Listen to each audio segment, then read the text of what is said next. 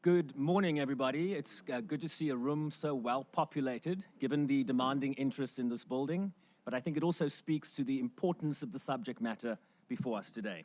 My name is Shervin Bryce-Pease, correspondent for the South African Broadcasting Corporation, and I will be your moderator for the day. Excellencies, ladies and gentlemen, welcome and thank you for joining us for this, the 11th commemoration of the International Day for the Elimination of Sexual Violence in Conflict. We will open this event with remarks from one of our co-hosts, the Permanent Mission of Argentina, who was a sponsor of the General Assembly Resolution 69/293, which established today as the International Day for the Elimination of Sexual Violence in Conflict. I'm happy to introduce Excellency Ambassador Francisco Fabian Tropepi, Permanent Representative of Argentina to the United Nations, who assumed this position in December 2024. So we call that a young buck in this building. Excellency, the floor is yours.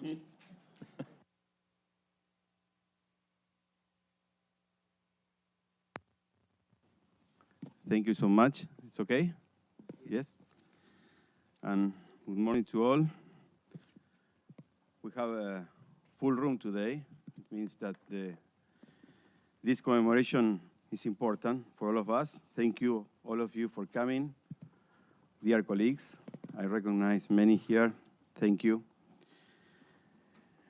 I would like to thank also the Special Representative of the Secretary General on Sexual Violence in Conflict and Under Secretary General, Ms. Pramila Patten, as well as the Special Representative of the Secretary General of Children and Armed Conflict and Under Secretary General, Ms. Virginia Gamba. I pronounce this in Spanish. I would say Virginia Gamba. Gracias. Hola, Virginia. Sorry for the Spanish. In our Argentinian version of the Spanish, for co-hosting this event with the Permanent Mission of Argentina. It is an honor and a privilege to share with you the 11th commemoration of the International Day for the Elimination of Sexual Violence in Conflict.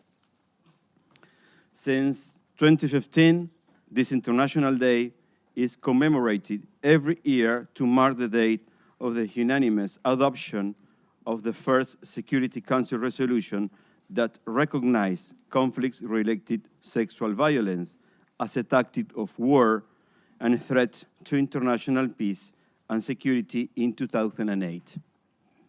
The purpose of this commemoration is to stand in solidarity with victims and survivors of sexual violence in conflict and those supporting them. This year, we are focusing on the intergenerational effect of the conflict-related sexual violence and how to break the cycle and heal the scars. Conflict-related sexual violence is an extremely devastating form of violence with lasting and harmful effects on victims, and sadly continues to be used as a tactic of war, torture, and terrorism. In that context, many survivors are silenced by fear and reprisals and retaliation, by a limited availability of support services, and by the misplaced blame, shame, and stigma that is borne by the victims, rather than the perpetrators' conflict-related sexual violence can impact survivors and their families for generations, both physically and mentally. As a global community, we must seek to examine the long-term effect of the conflict-related sexual violence. We need to widen the aperture to illustrate how this form of violence affects families and communities across time and space. I left unaddressed its arms compound over time because it is not confined to one-off incident. Its effects often include long-term trauma, economic disempowerment, social marginalization, and continued cycles of insecurity. By addressing intergenerational trauma, we can enable a future where survivors and their children can reclaim their lives and future and replace horror and healing and hope. Healing requires access to mental health and psychological support. Survivors and their families need trauma-informed care to help them process their experience and build resilience. Despite the effort made by the United Nations to maintain international peace and security, the world is facing the highest number of conflicts since the Second World War. All the regions are affected, and the end of those conflicts does not seem to be proximate. In that context, the United Nations, as an organization, and each of us at its member states must work hard to keep the maintenance of peace and security as a primary goal and advocate for the elimination of sexual violence in conflict as a priority. As the Secretary General has expressed today, sexual violence is a grotesque tactic of war used to brutalize, torture, and repress, scarring bodies, minds, and entire communities. on the International Day of the Elimination of Sexual Violence in Conflict, let's unite to end this despicable crime and demand justice for survivors. End of quote. I thank you all of you for joining us today. I'm sure that this morning we will have a time to deep reflection that will urge us to contribute in the different manners to raise the awareness of the need and importance to put an end to conflict-related sexual violence because its consequences are devastating. Thank you, all of you again. Thank you, Excellency, for that very strong start. And just to repeat what the ambassador said, they were here to work towards breaking the cycle and healing the scars. Easier said than done, no doubt. We will now watch a trailer from the documentary commemorating the 15th anniversary of the Sexual Violence in Conflict mandate. This video celebrates the achievements made in the 15 years since this mandate was established and reminds us all of the work that is still left to be done. Let's watch.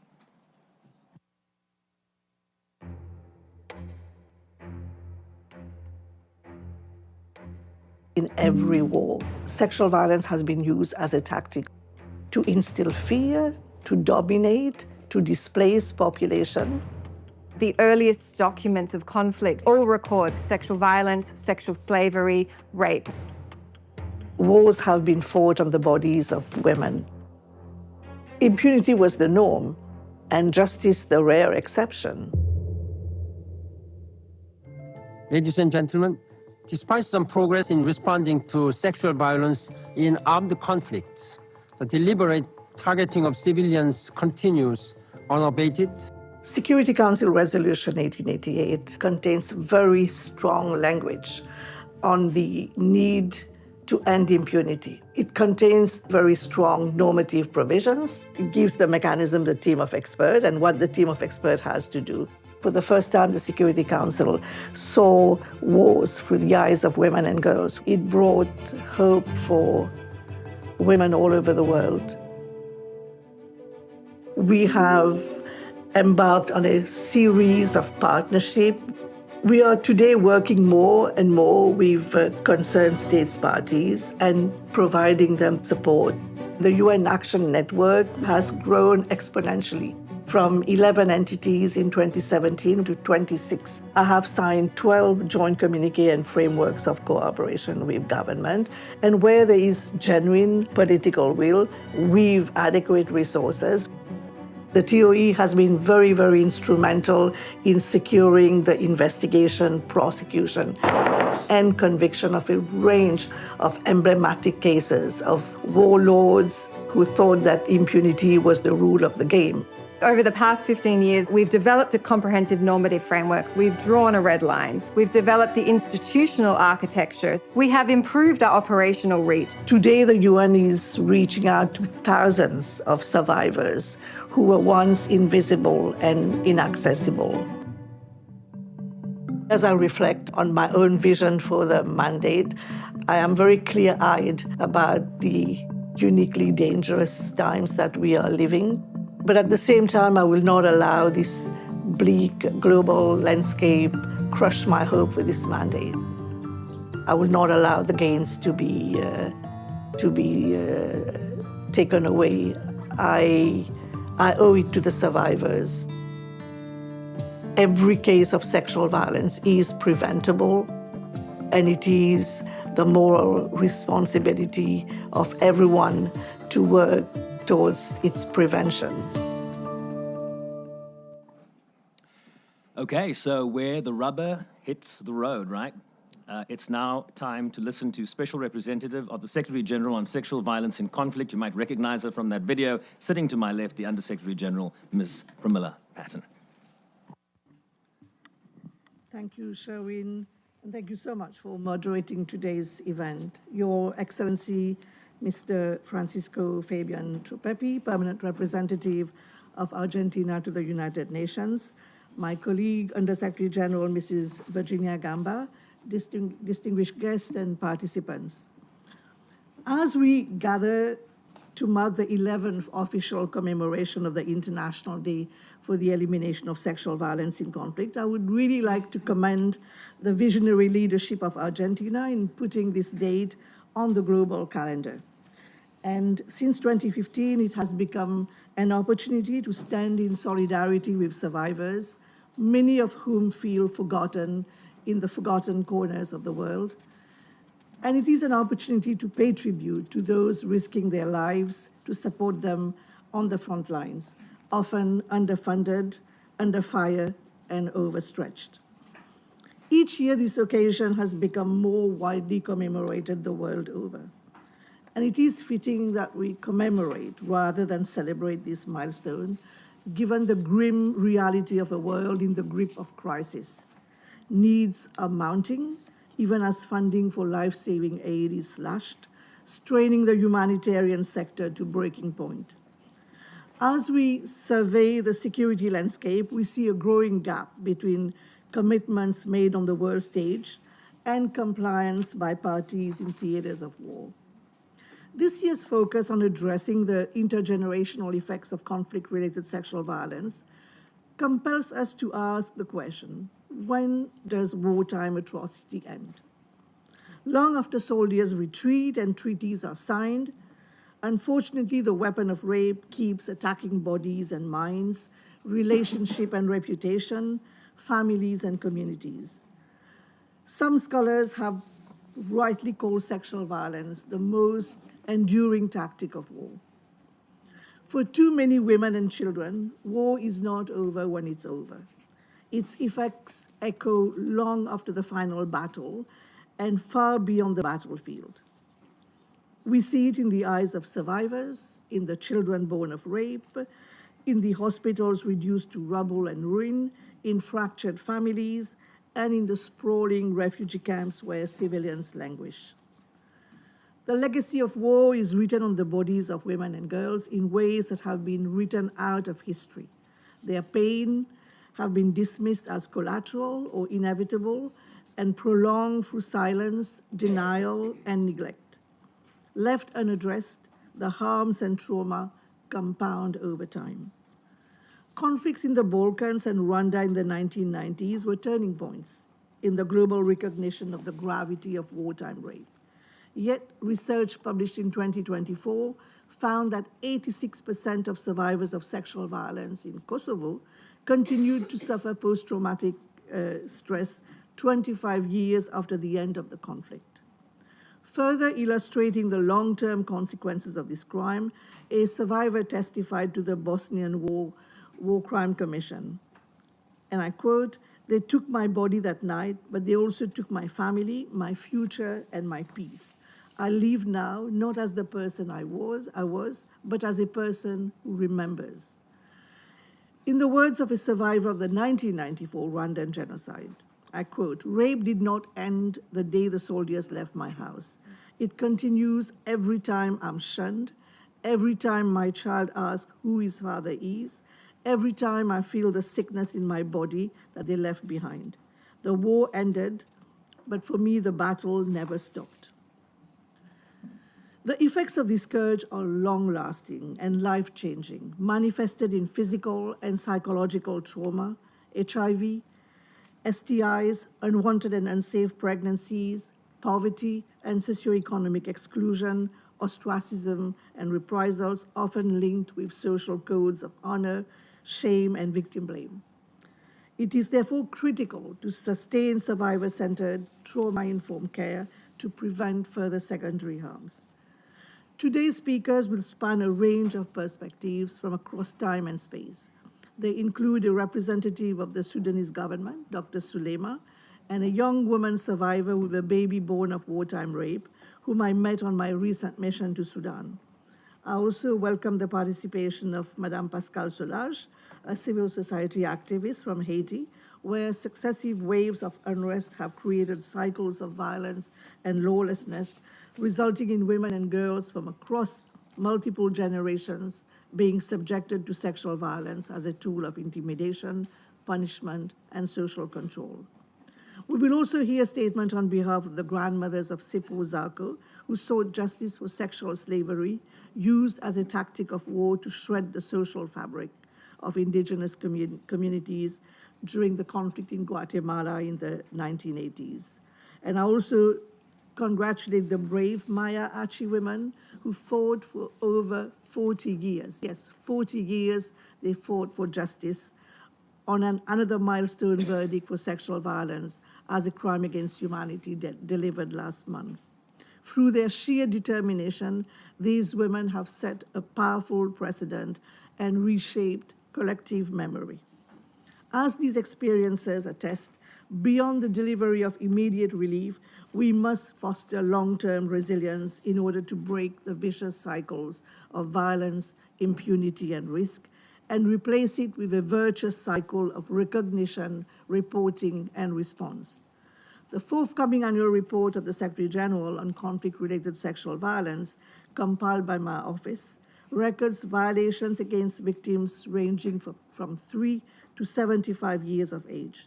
It documents over 4,500 UN-verified cases from across 21 country situations, which represent a 20% increase from 2023, which was itself a 50% increase from 2022.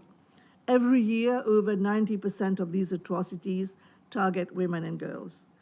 At the same time, we know this data remains a chronic undercount, reflecting incident reports rather than the scale of actual incidents, as most cases never reach a clinic, let alone a courtroom.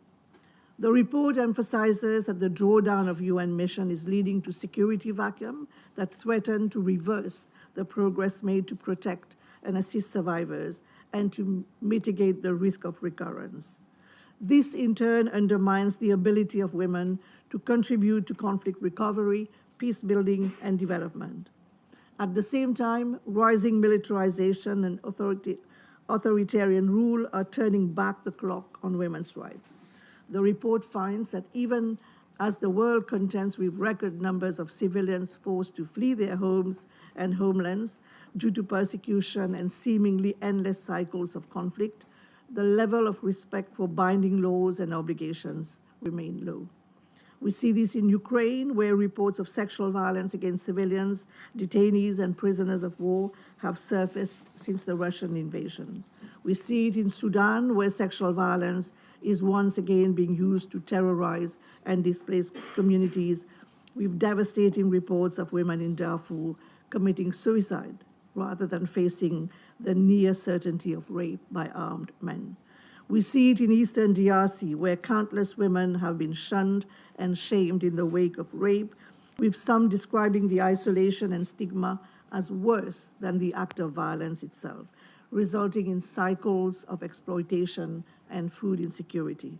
We see it in Myanmar, where sexual violence is used as a tool to suppress dissent and as a torture tactic during interrogation and detention, with family members forced to witness violations, leaving lasting scars. And we see the risk multiply amid spiraling humanitarian crises in Gaza, Haiti, Afghanistan, South Sudan, and elsewhere. What survivors have told me time and time again is what happened to me could have been prevented. They have broken their silence for the sake of justice and future generations. While rape is still subject in many jurisdictions to statutes of limitations, the trauma has no expiry date.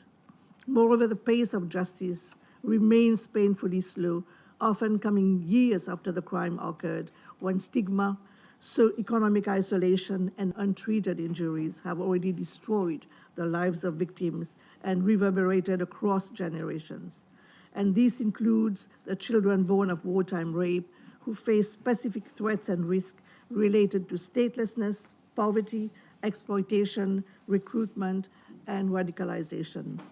Excellencies, ladies and gentlemen, we do not have the luxury of looking away. We do not have the luxury of reciting words of condemnation and moving on when survivors lack support to move on with their lives. Women and girls are paying the price of impunity, militarism, and weaponized misogyny. They are shouldering the burden of care and the weight of history in the face of funding cuts that undercut international security and cooperation. Thousands of survivors will lose access to medical care, psychological support, shelter, and legal redress. The price tag will be more chaos, more displacement, broken promises, resentment, and extremism, fanning the flames of hostility and fueling the next wave of warfare, wiping out decades of development gains. If we undermine investment in women's recovery, we undermine investment in conflict recovery, and we all inherit a less safe world. At this time of complex crisis and great global uncertainty, my call to action is clear. Firstly, the voices of survivors must be heard and heeded on this day and every day, not just as stories or statistics, but as the co-creators of durable solutions. Secondly, for survivors to have peace and peace of mind, timely and tailored services must reach them at scale, and our investment must be joined up, catalytic, and sustainable. The implementation gap is in reality a funding and access gap.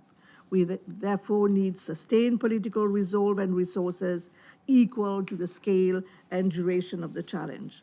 This includes replenishing the CRSV Multi-Partner Trust Fund, which support the operational arms of my mandate.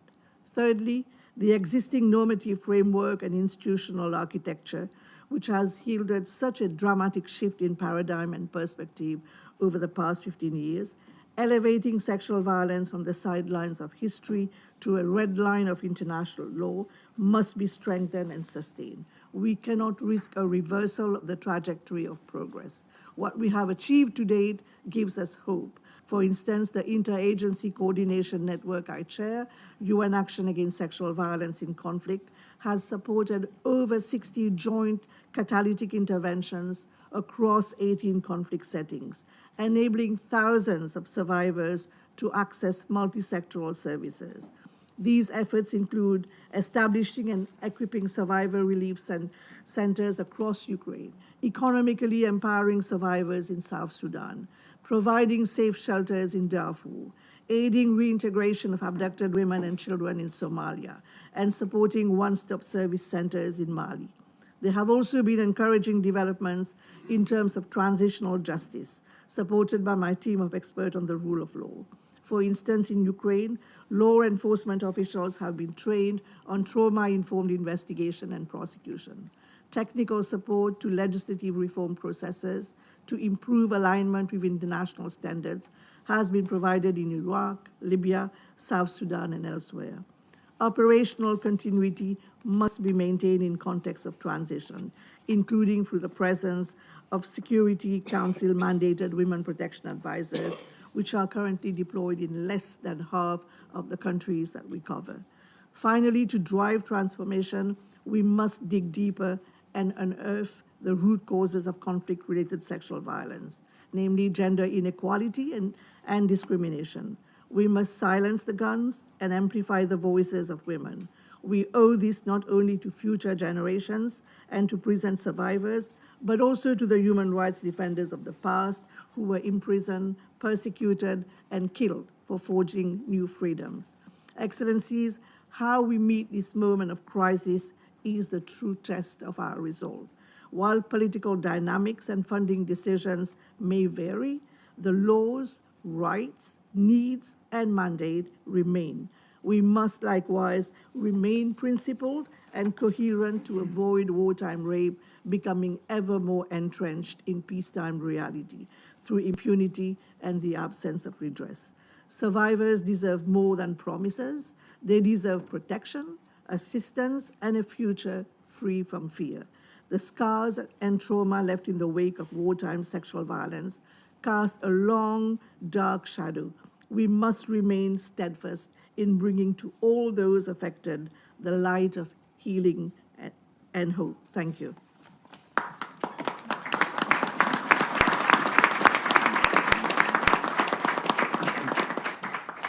Sexual violence is the most enduring tactic of war, and trauma has no expiry date. Powerful statement there, Special Representative. Thank you so much. And thank you for continuing to do the hard work where the rubber, as I said, meets the road. I will now hand over the floor to our other co-host of this event, the Special Representative of the Secretary General for Children and Armed Conflict, and Under Secretary General, Ms. Virginia Gamba, who I might add, has a very big report out this week. So we're all on the edge of our seats. Over to you. Thank you for the spoiler. No, really, I'm delighted to be here. Your Excellency, Francisco Tropepi, representative of Argentina, I'm delighted to share the podium with you. My dearest friend, we've been together in this fight for 8 years now, Under Secretary General Pramila Patten, Special Representative on Sexual Violence in Conflict. And I believe I have to say a few words about this. Yes, I am the Special Representative on Children and Conflict, but I'm also the interim Special Advisor on Prevention of Genocide and Hate Speech. And I have to say that this whole week was the International Day to combat hate speech. And perhaps there's nothing more better at explaining the phenomenon of rape than utter hate for the victim of this type of crime. So I think I would like to address it in both my two hats, and you're quite right, I will have to leave after I deliver my speech because tomorrow we are publishing the annual report on children and conflict for the year 2024. So, Excellencies, ladies and gentlemen, it's a real privilege for me to mark the 2025 International Day for the Elimination of Sexual Violence in Conflict with you, and to address how to better protect children. As you know, from our office, children is 0 to 18 years old. Every year, hundreds of thousands of children are caught in the crossfire of war. Their homes are destroyed, their families are torn apart, and they're forced to grow up far too soon. But beyond the visible scars of conflict lies a deeper, often invisible legacy, one that transcends generations, the trauma of sexual violence used as a tactic of war against boys and girls. As mandated by the UN General Assembly and requested by the Security Council, my office monitors and reports on the 6 grave violations through 14 Security Council resolutions. These 6 grave violations are killing and maiming, recruitment and use of children, attacks on schools and hospitals, abduction, denial of humanitarian access, and sexual violence. Among these, rape and other forms of sexual violence remain one of the most insidious and least reported. Through the monitoring and reporting mechanism on CAC, we verify cases of sexual violence, including rape, gang rape, and forced marriage. Since 2005, the United Nations has verified incidents of rape and other forms of sexual violence against at least 15,000 boys and girls. Nevertheless, the magnitude of verified incidents does not reflect the actual numbers, but is only the tip of the iceberg. Survivors are often at risk of retaliation, re-victimization, stigmatization by communities, and are faced with a lack of appropriate services such as health and psychosocial support, as well as a lack of accountability mechanisms. From the Democratic Republic of the Congo to Syria, from Haiti to Myanmar, sexual violence has been systematically used not only to humiliate and terrorize individuals, but to destroy communities. Children are particularly affected, sometimes as victims themselves, sometimes as children born as a result of sexual violence in conflict, and often as witnesses to horrors that no child should ever see. Sexual violence is rarely an isolated act. It often follows or enables other grave violations. When schools are attacked or used for military purposes, children lose not only education but safety. Many are abducted and later subjected to sexual exploitation. When children are recruited into armed groups or armed forces, sexual violence becomes a method of coercion. Girls are forced into marriages with commanders. Boys are often abused in silence. Even the destruction of hospitals cuts off life-saving care for survivors, reinforcing their suffering. And let's not talk about the many children that are sold for sexual purposes in a war environment. Since conducting our first gendered analysis of the 6 grave violations in 2022 in a published paper entitled The Gender Dimensions of Grave Violations Against Children in Armed Conflict, we have highlighted that gender and age are among the many intersecting factors that shape the differentiated impact of these violations on children. Indeed, evidence collected through our monitoring and reporting mechanism underlines that boys, girls, and children of all genders, including children with disabilities, often face different and evolving risks across the situations covered by the children and the armed conflict agenda. Understanding how gender shapes risks and vulnerabilities as such leads to a better collection of objective data and provision of gender-responsive support to all children and including specialized health care.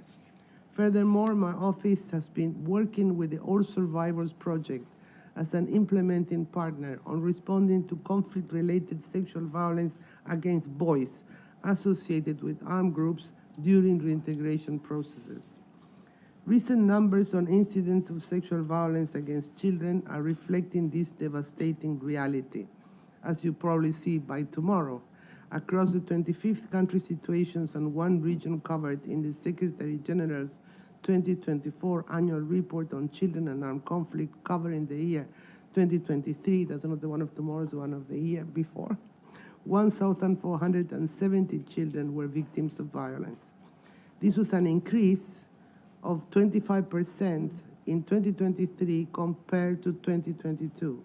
I'm telling you now that the report that is coming out tomorrow includes almost a 32% increase above that. Data for some countries is particularly staggering. For instance, in 2024, for Haiti alone, over 550 children were victims of sexual violence, with over 70% of cases involving gang rape. In Nigeria, over 400 children were subjected to sexual violence, including forced marriage. In the Democratic Republic of the Congo, the United Nations verified that over 350 girls were subjected to sexual violence, including rape, gang rape, and sexual slavery. Girls that are forcibly married and become pregnant as a result of their abuse are often rejected by their families and communities and struggle to resume their education or socioeconomic activities. In Iraq, for instance, some survivors who gave birth to children as a result of forced marriage to Daesh fighters were unable to bring back their children to Iraq owing to the fears of rejection. For children who experience or witness sexual violence in armed conflict, the trauma is multifaceted. Psychologically, many suffer from post-traumatic stress disorder, depression, anxiety, and behavioral problems. Socially, they often face stigma, isolation, and rejection, especially in cultures where rape is associated with shame and with dishonor. Consider the plight of children born as a result of sexual violence in conflict. These children are often seen not as victims, but as living symbols of violence, hate, and humiliation. In many communities, they are ostracized or denied legal identity. They grow up without a sense of belonging, often rejected by both maternal and paternal lineages. Children who witness sexual violence against a parent or a sibling may carry the burden of helplessness, guilt, and rage. For some, this unresolved trauma contributes to cycles of violence. The impact of unaddressed trauma in one generation may significantly increase the risk of mental health challenges and even violent behavior in the next generation. This is the grim reality of intergenerational trauma, where the psychological wounds of war are passed down like an unwelcome inheritance. We have seen in Rwanda and in Iraq the painful ripple effects that sexual violence has across generations. When justice is absent, when support systems are weak, and when communities do not acknowledge the suffering trauma festers, it becomes part of a child's identity before they even understand what identity means. So what can be done? We must recognize that addressing conflict-related sexual violence and its effects on children is a matter of long-term peace building. Sustainable peace is impossible if we leave traumatized generations behind. First, perpetrators of sexual violence in conflict must be held accountable. Under the Children and Armed Conflict Mandate, the Security Council demanded that listed parties sign with the United Nations action plans to implement concrete and time-bound measures to end and prevent grave violations. As such, action plans constitute an accountability tool for conflict-related sexual violence against children, particularly as they may include an obligation to criminalize such a grave action of violation and to hold perpetrators accountable in their own national legal systems. Second, support services must follow an intersectional approach and be trauma-informed, culturally sensitive, and long-term. Mental health, psychosocial support, education, and legal aid are essential, not only for survivors, but also for their children. We must also listen to survivors. Many have expressed a desire not just for support, but for dignity, autonomy, and the chance to rebuild their lives without stigma. Third, children born as a result of sexual violence in conflict and child survivors of sexual violence must be included in peace and reconciliation processes at its heart. They must be given a legal status, access to education, and full societal acceptance. Four, we must break the silence. Education programs that challenge stigma, promote gender equality, and address the historical realities of conflict-related sexual violence are vital. In the words of one survivor from Uganda, people don't love us as other children born from home, but people should know that we are human beings. Trauma is passed down from mother to child, from one generation to the next. To break this cycle, we must confront the full legacy of armed conflict, not just its immediate destruction, but its lingering wounds. Until every child, regardless of how they were born or what they have endured, can live in dignity and safety, our work is simply not done. Let us commit together to a future where healing is possible, where justice is served, and where children are free from the weight of a past they did not choose to live. Thank you very much.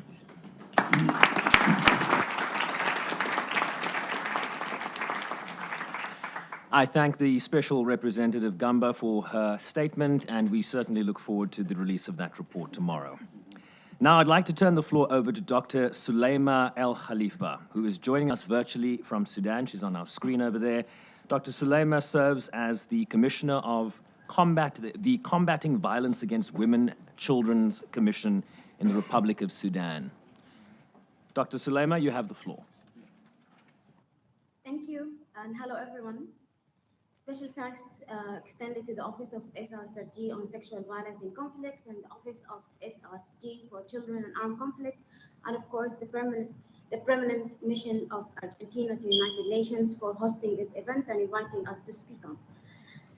Today, we gather to honor the survivors and victims of conflict-related sexual violence, an atrocity that leaves deep and lasting scars on women, girls, and communities at large. We must reaffirm our collective responsibility to end this violence, hold perpetrators accountable, and ensure the survivors receive the support, justice, and dignity they deserve.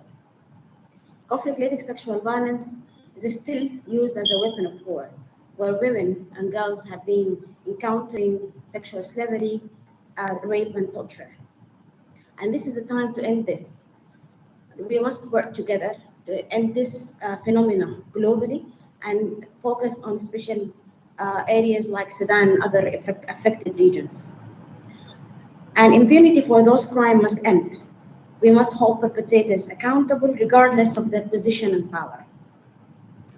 The international community must support Sudan's effort to strengthen the rule of law and create a justice system where survivors are heard and perpetrators are brought to justice. The UN and other international community and bodies can play a crucial role in helping Sudan implement comprehensive legal framework that protect women and girls from sexual violence. Survivors of conflict-related sexual violence need more than just legal justice. They need comprehensive services that include healthcare, trauma-informed services, legal aid, and social reintegration. We must ensure that those services are accessible, sustainable, and that they respect the dignity of survivors.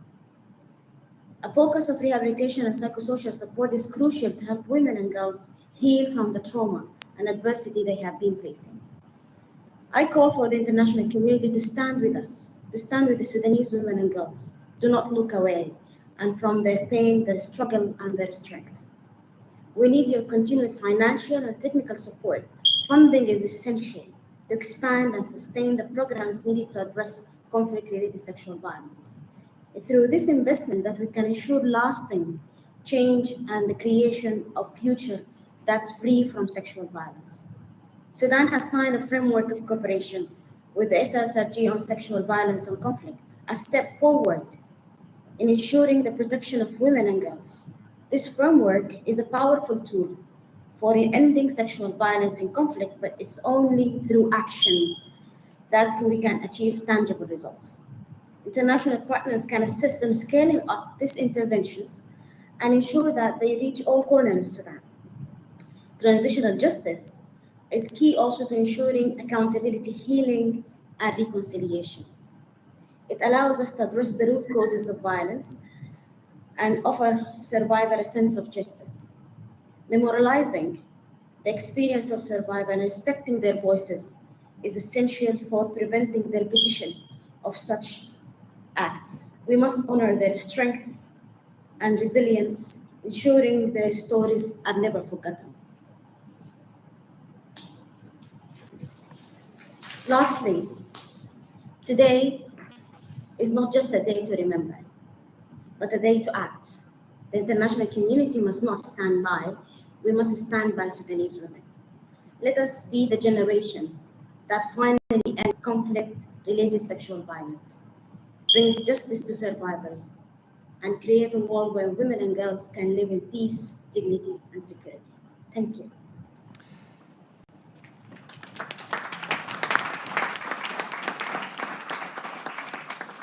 Today is a day to act. I thank Dr. Suleima Al Khalifa for highlighting the importance of psychosocial support for survivors of sexual violence and conflict and the need to prioritize transitional justice in the fight to break the cycle of trauma. We now have a video statement from a survivor of conflict-related sexual violence in Sudan. Her experience and that of all others who have faced conflict-related sexual violence is a reminder of why we are here today. For security reasons, we will not be disclosing her name. We thank her and the United Nations colleagues on the ground in Sudan, UNFPA, and their civil society partners for their collaboration in putting this video together and for their steadfast support of survivors. You can play the tape.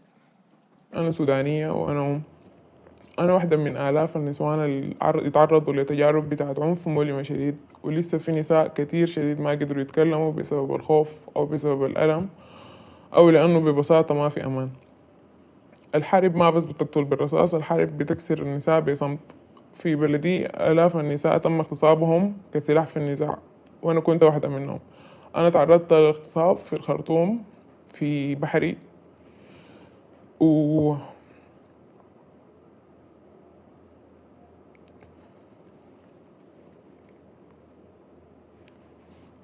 تعرضت للاغتصاب من قبل الدعم السريع بطريقة فظيعة جدا، وكانوا أكتر من شخص.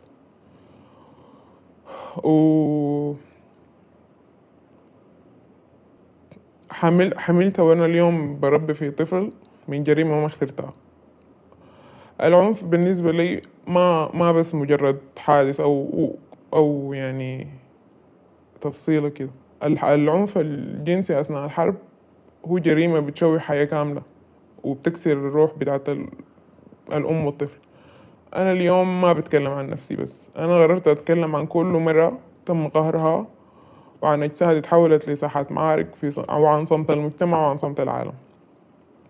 أنا شايفة إنه نسمع النساء ونصدقهم ونوفر دعم نفسي وطبي وقانوني للناجيات ونوفر دعم اقتصادي فعلي بيساعد الناجية تبدأ من جديد، ونضغط على الحكومات والمنظمات لحماية النساء ومراقبة المعتدين، ونوفر ممرات آمنة للابتعاد عن مناطق الحرب حتى التعافي، نكسر الصمت ونخلق مساحات آمنة للرؤية والشفاء.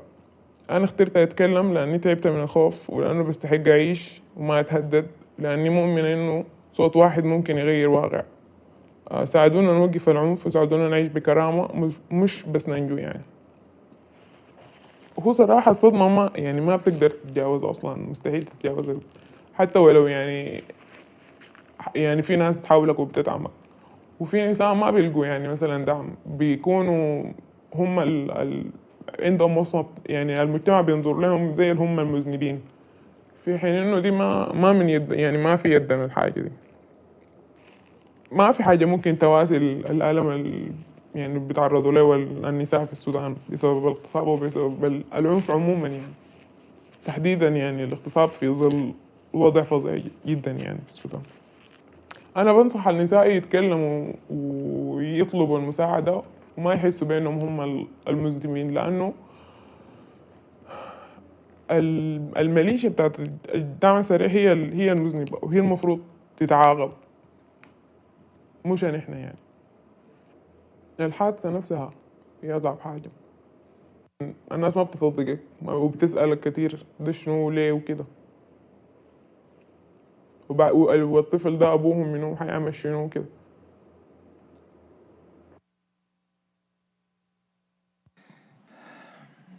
Well, I think that collective sigh speaks for all of us, right?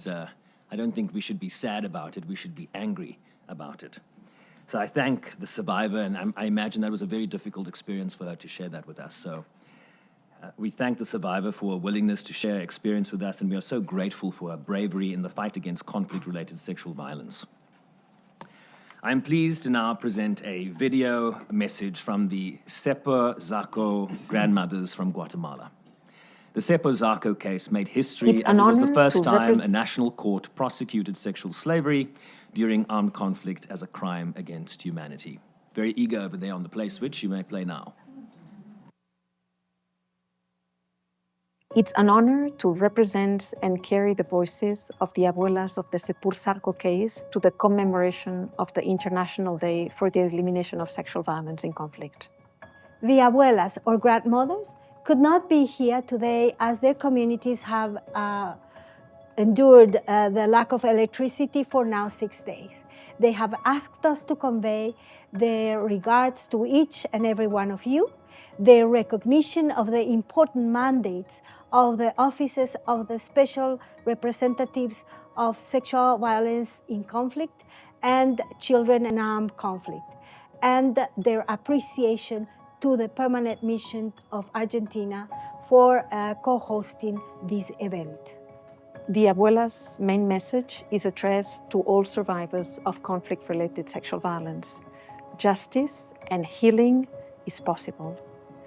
Defying all obstacles, the abuelas of the Sepur Sarco case broke 30 years of silence and the cycle of impunity by bringing to a national court the first case of conflict-related sexual and domestic slavery as an international crime, and they became an example to the world. They now continue to raise their voices and share their stories so that what they went through never happens again. Empowered through the process, the grandmothers left behind the shame and the stigma to become icons of the global search for gender justice and leaders in their communities. The court convicted 2 former military officers of crimes against humanity on counts of rape, murder, and slavery, and granted 18 reparation measures, 16 of which constitute collective reparation measures. They include, among others, truth and justice by continuing the investigation of the forced disappearance of their husbands and families. Considering the impact of the 36 years of conflict on the new generations and based on the abuela's testimonies and requests, these measures also include the improvement of educational infrastructure and the provision of scholarships for primary and secondary school. At the moment, more than 300 children have benefited from these scholarships, and the first cohort of teachers graduated last year. The abuelas also thought of women in reproductive age, as well as newborns and children with health challenges, and requested the establishment of a primary health center in their communities. A mobile center has been installed. However, as the land ownership remains with private parties, the Ministry of Health has not been able to set up a permanent center. Additionally, the Ministry of Defense has established a human rights school where members of the armed forces enhance their capacities on human rights, particularly women's rights and the Women, Peace and Security agenda. To support the intergenerational healing of conflict-related trauma, psychosocial support has been provided to the community. Women organizations have established a presence in the community and have worked through cultural and educational initiatives alongside with the abuelas and the community leaderships. Once ostracized, the abuelas represent now hope. Their leadership is recognized and praised by the community, from children to ancestral authorities and the Guatemalan society at large. However, there is much to be done in the compliance of the reparation sentence. In the abuelas' words, the responsible institutions need to ensure the full exercise of their rights and those of their communities, including the realms of education, housing, or land ownership. They also have asked the Congress to pass a law to recognize the 26th of February as the National Day of Justice for Conflict-Related Sexual Violence. The abuelas requested us to convey one last key message. Advocate for transformative reparations for crimes of conflict-related sexual violence. We ask all of you to advocate for the implementation of the Sepur-Sarko sentence so that reparations become a reality for everyone and justice can finally be served.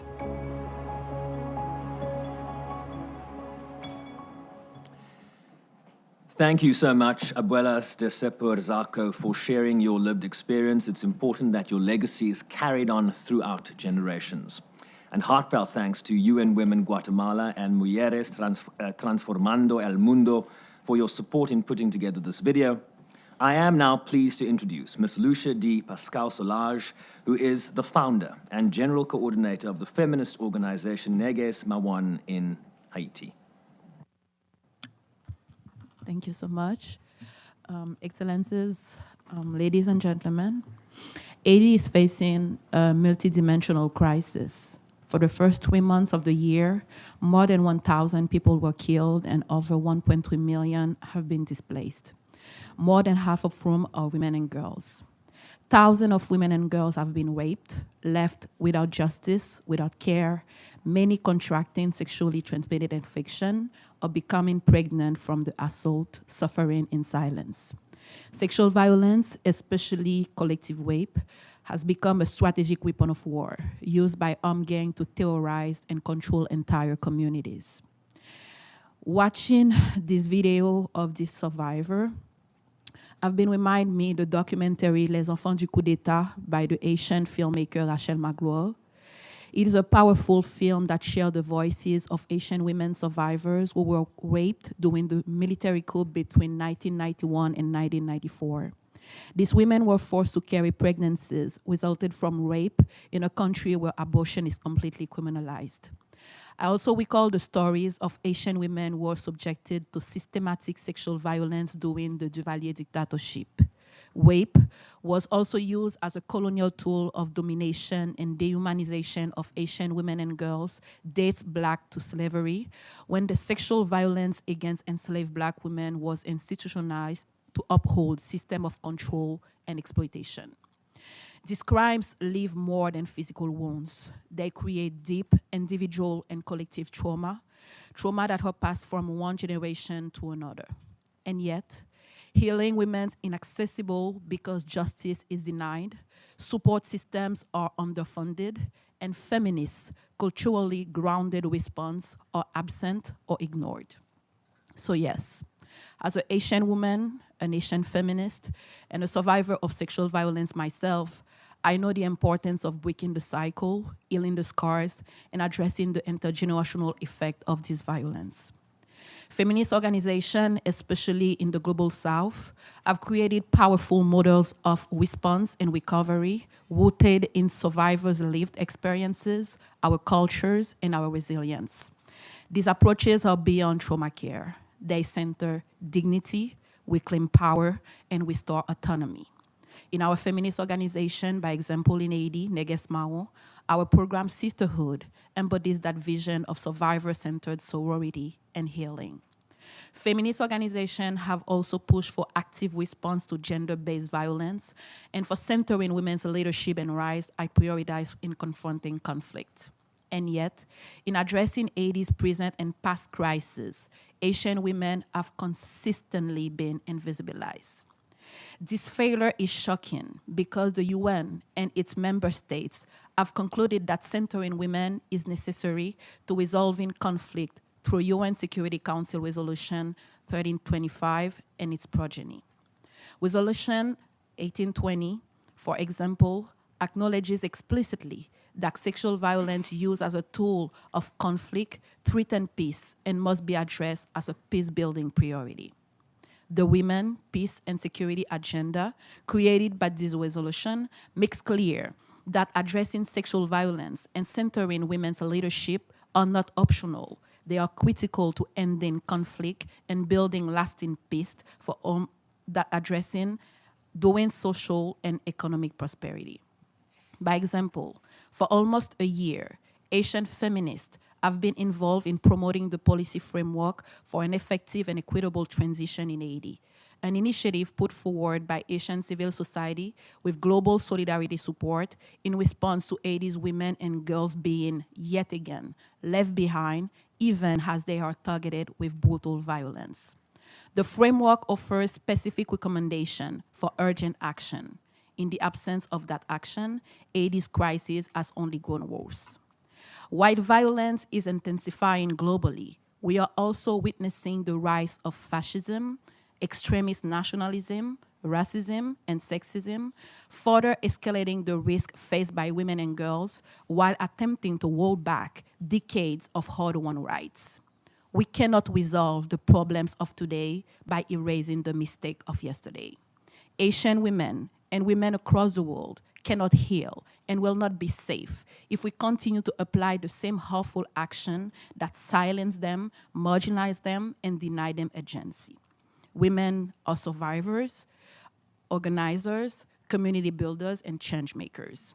We must stop erasing them, we must stop silencing them, and we must stop framing them only as passive victims. We have always been on the front line, and we will continue to be. We are working to influence global policies and to shape the response we need. This means including survivors and feminist organizations in decision-making processes, funding allocation, policy design, and implementation. It requires adopting an intersectional and decolonial approach.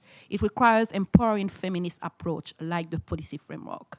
Our knowledge and voices must be placed at the center of durable and transformative solutions if we want to see a peaceful and thriving world for all. Thank you so much.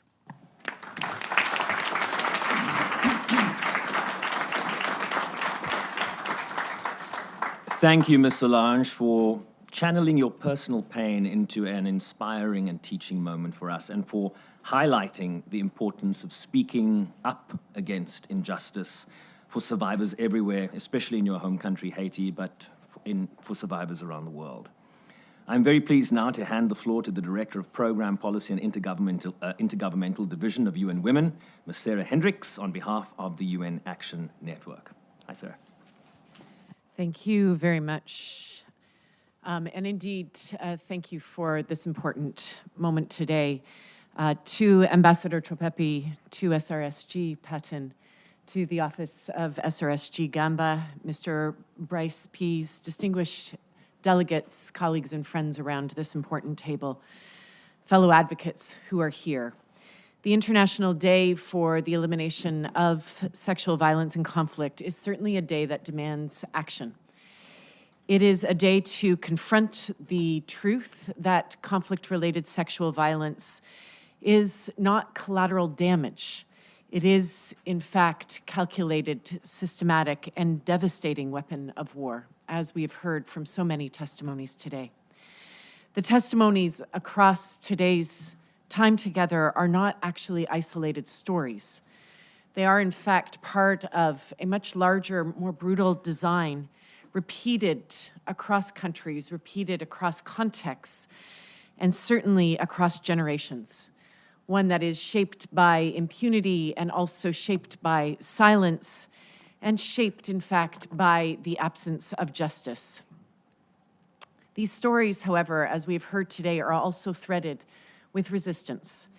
Survivors have and are speaking out, have spoken out, not just because this is safe or easy. In fact, far too many times it is nothing but that, but because they refuse to let this pain go ignored. They build care where none exists and carry truths institutions have far too long failed to hold. And yet, too often, we ask survivors to carry this burden alone. Today must be a day not just of symbolic remembrance, but in fact a day of defiance and concrete accountability. Because every act of brutality and every tactic of fear is met far too many times again and again by those who choose to speak, to organize, and to insist on something more than survival. This year's theme, the deep and lasting intergenerational wounds of conflict-related sexual violence, exposes a brutal truth. And we've heard that already from all of the speakers today. And that brutal truth is that trauma is inherited. When we deny justice, when we silence survivors, when we sentence their children to carry the consequences. This pain is not something that fades. It transforms into fear, into stigma, into poverty, and into violence that has echoes right across generations. Conflict-related sexual violence is not only a personal trauma, it is, in fact, a political and structural failure. And it continues not because we lack tools, but because we have not matched commitments with the will to act. On behalf of UN Women, we are honored and humbled and proud to respond to conflict-related sexual violence as one of the founding members of the UN Action Against Sexual Violence and Conflict Network, this important network that is chaired by SRSG Patton. UN Action has catalyzed profound normative, but also institutional and operational transformation, the legal documentation and prosecution that has taken place in Ukraine, as well as in many other countries. In Afghanistan and Iraq, we invest in trauma-informed and comprehensive services for survivors. In Eastern Congo, we support women to turn survival into economic independence, as well as into leadership in their communities. And globally, we advance knowledge to address all aspects of a survivor's healing, their journey, including the intergenerational components of this. And whilst this network has done many important things, we are yet not where we need to be in this work. And you've heard many of these statistics already today, but they bear being repeated. In 2024, just 1.3% of humanitarian aid actually addressed gender-based violence around the world.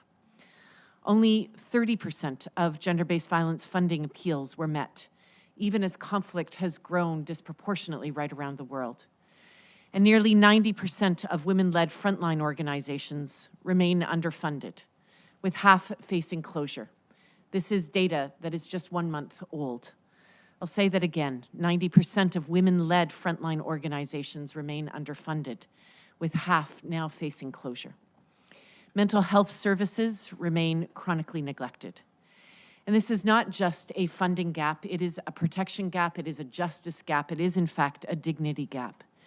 A gap that will not only close with resourced, structured, survivor-led solidarity, but with a commitment to doing so.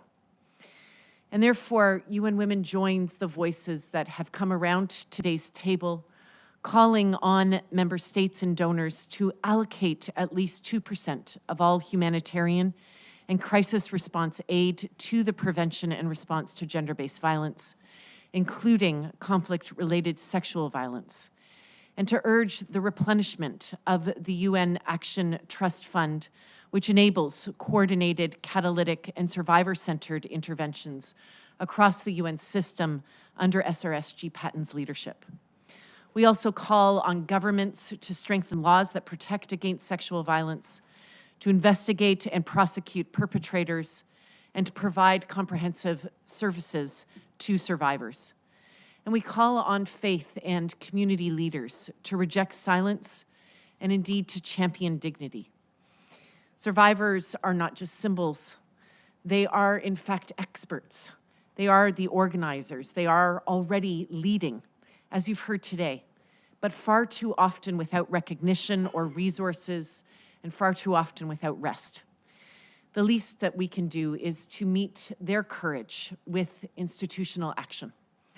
So let today be a day where the world stops whispering about wartime rape and starts acting boldly and unapologetically on behalf of every survivor and on behalf of every child and every generation still carrying these unhealed wounds. With this, I thank you.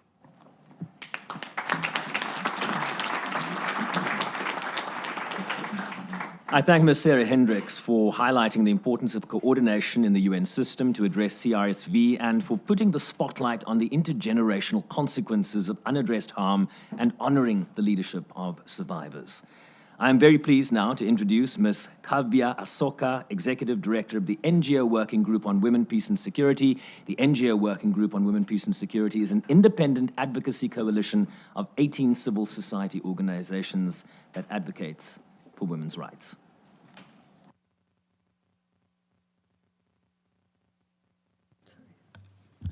Thank you so much for that. Thank you, Excellencies, for the opportunity to address you today on behalf of the NGO Working Group and provide a civil society perspective on this important topic of addressing the intergenerational harms of conflict-related sexual violence. Across the world today, we see unprecedented levels of militarization and conflict with over 600 million women and girls paying the price, while they remain sidelined from decision-making on peace and security. The war in Gaza, found to be genocide by Amnesty International, is devastating the lives of all Palestinians, particularly women and girls. More than 28,000 women and girls have been killed since October 2023, with a woman and girl killed every hour. Women's sexual and reproductive health and rights have been violated repeatedly, as well as their rights to life, health, human dignity, and non-discrimination. Earlier this year, the UN Commission of Inquiry documented how Israel has employed sexual, gender-based, and reproductive violence against Palestinians as part of a broader effort to undermine their right to self-determination and the climate of impunity that enables these crimes to continue. The COI not only detailed how these violations have caused severe immediate suffering to women and girls, but have resulted in irreversible long-term harm to Palestinians as a group. These violations are being carried out before our eyes with complete disregard for international humanitarian and human rights law. In Sudan, the same forces who perpetrated a genocide in Darfur 20 years ago are once again responsible for widespread atrocities. Women and girls have been subjected to sexual violence by all warring parties, including kidnapping, rape, and sexual slavery, and women and girls from non-Arab tribes, particularly in Darfur, have been targeted due to their ethnicity. And yet, in the face of this brutality, as USG Fletcher said last week, Sudan has become a grim example of the twin themes of this moment: indifference and impunity. And in Afghanistan, the Taliban's systematic erasure of women and girls from public life, banning them from accessing education, healthcare, and basic services, and even from speaking in public or looking out the window, will reverberate for generations. While Afghan women continue to bravely resist these policies and demand respect for their human rights, the international community has yet to hold the Taliban accountable for their crimes against humanity or ensure that Afghan women are meaningfully included in decision-making about their own future. All these examples point to a simple fact. Violations of the human rights of women and girls, including acts of conflict-related sexual violence, continue in these contexts and far too many others, precisely because perpetrators know that they will likely be able to get away with it. Laws mean nothing if they are not enforced. Words mean nothing if they are not backed by action. As Afghan human rights defender Azada Raz Mohammed told the Security Council in March, if impunity is the disease, accountability is the only antidote.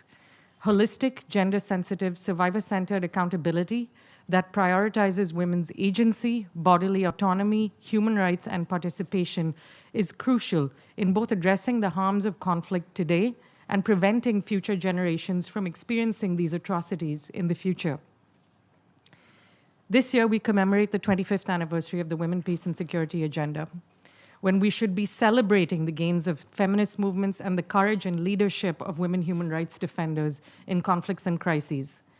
We are instead witnessing an alarming backlash against women's autonomy and rights. The very term gender, a core concept in international human rights law and used by feminist movements for decades to challenge biological determinism and the systematic oppression of women and LGBTQI people, is today being blatantly undermined by anti-gender movements.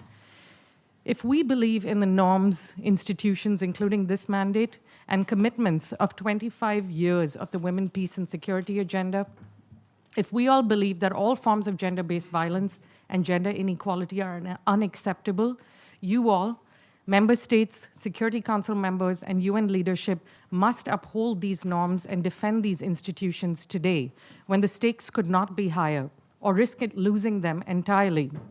As MSF said earlier this week about Gaza, every delay, every equivocation, and every policy that permits the machinery of devastation to roll forward with impunity is an act of complicity. This applies as much to the millions of women and girls confronting the brutal realities of conflict. They need your advocacy, they need your resources, but most importantly, your political courage and moral clarity that their rights are not dispensable. Thank you.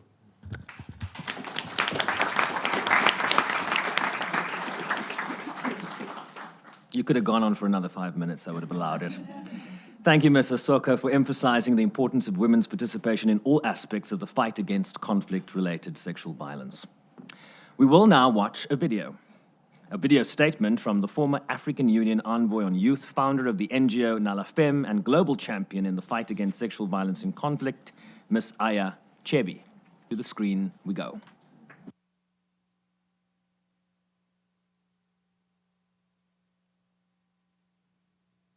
Dear friends, as the global champion in the fight against conflict-related sexual violence and youth liaison to SRSG office, I speak from a generation that refuses to inherit silence. Conflict-related sexual violence is a wound that doesn't close when the war ends.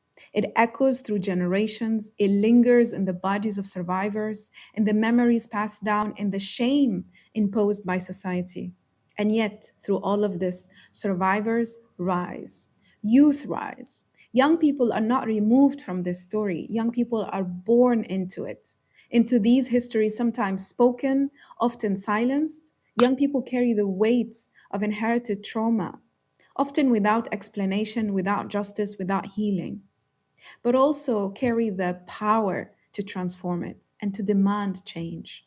Today's theme, Breaking the Silence, Healing the Scars, addressing the intergenerational effect of conflict-related sexual violence, call us to action. It reminds us that healing is not passive.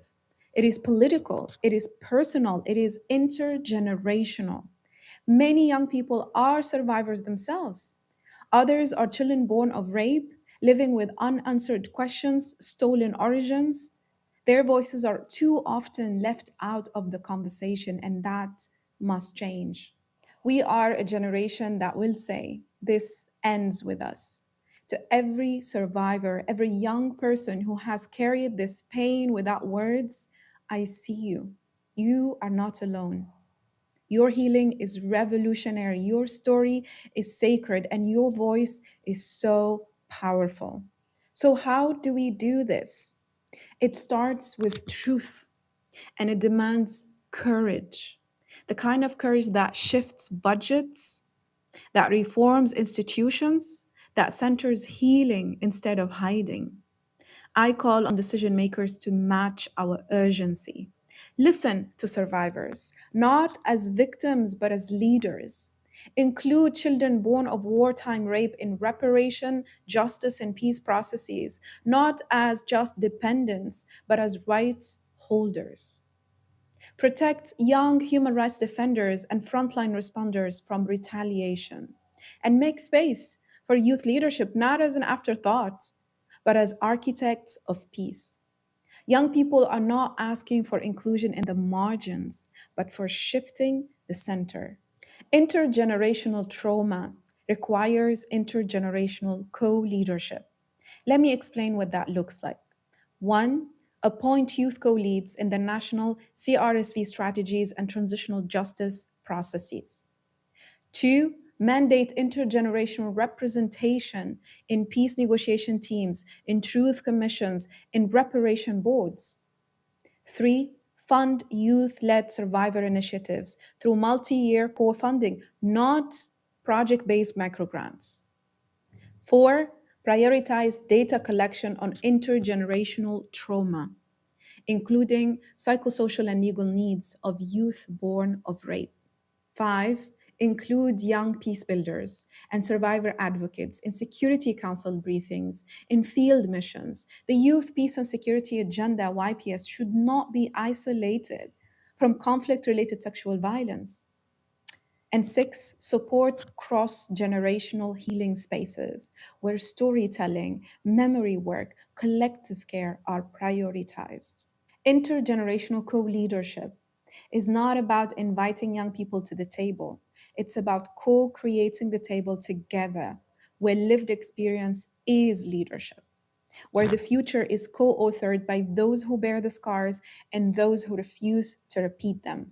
This is a call for reform, for funding, for political will, for memory, and for healing. Too many of our systems are built to protect perpetrators.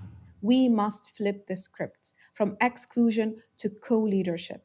This is the world young people are building, and this is the future survivors deserve. Thank you.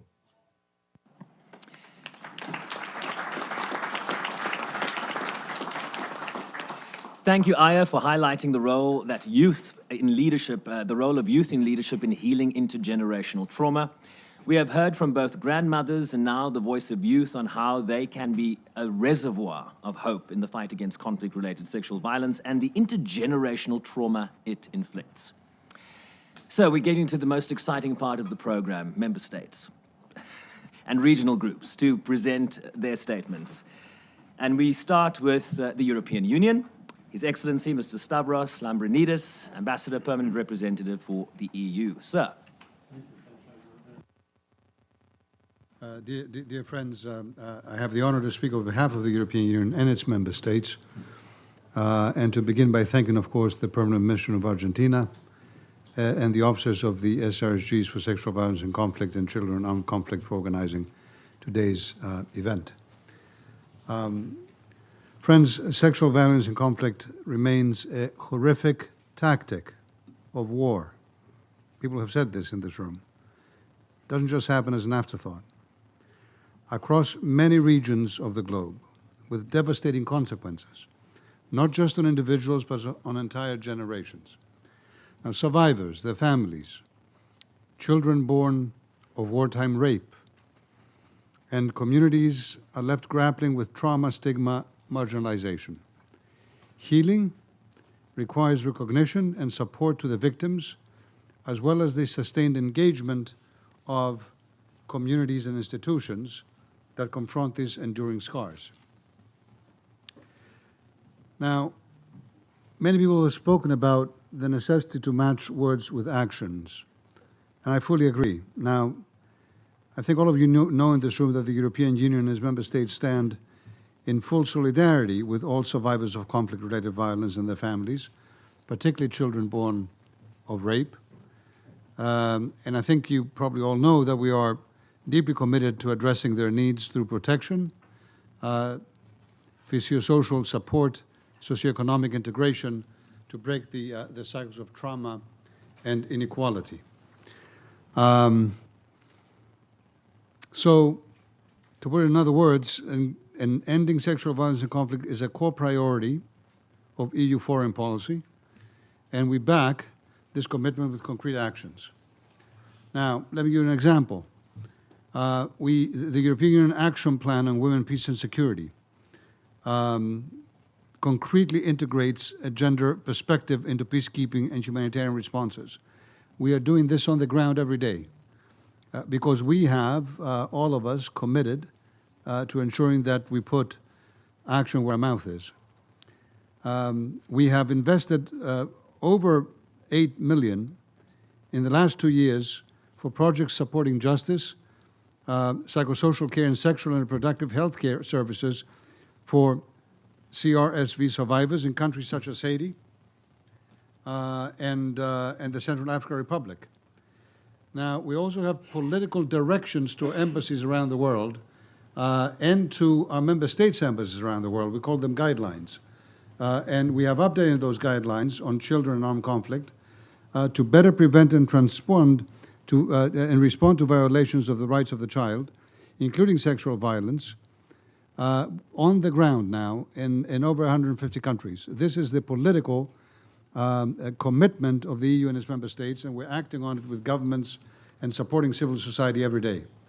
Now, there's the crisis zones, and then you have beyond crisis zones, and there we tackle gender-based violence globally on the ground through, among other things, the Spotlight Initiative. Now, you do know about that, of course. It's the huge initiative that the European Union is running around the world together with the United Nations. And the ACT program, but also here in New York, as chair of the Group of Friends for the Elimination of Violence Against Women and Girls.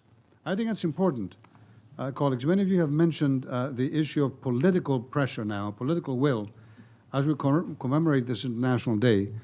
The center of international politics happens to be New York. We always constantly try to think about how to expand those group of friends to ensure that it's not just a talking shop or an action shop for the, for the converted, but actually brings in more countries who may have nothing against this topic, but may not immediately prioritize it or, may not feel they have ownership of it. Well, we are trying to give that ownership to countries around the world, here in New York, so the political pressure is huge. Now, at the same time, many of you have mentioned impunity. Now, it is a scourge, impunity, frankly, and it is as big of a scourge in many ways as the crimes committed themselves, because with impunity, nothing stops them. Nothing is there to prevent them. Again, what are we going to do? Well,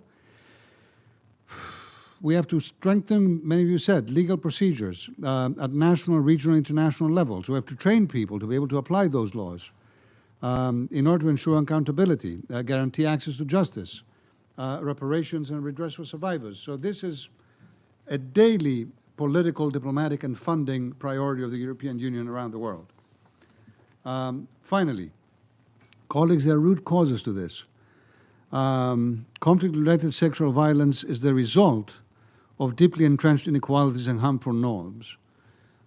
So we are determined to address those root causes, starting by ensuring the full, equal, and meaningful participation of women in decision-making at all levels in all countries around the world, and of course, here in New York as well.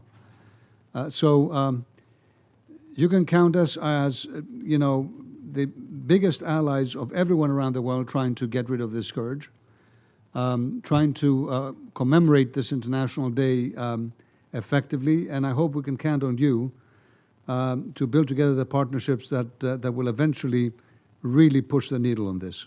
So thank you very much.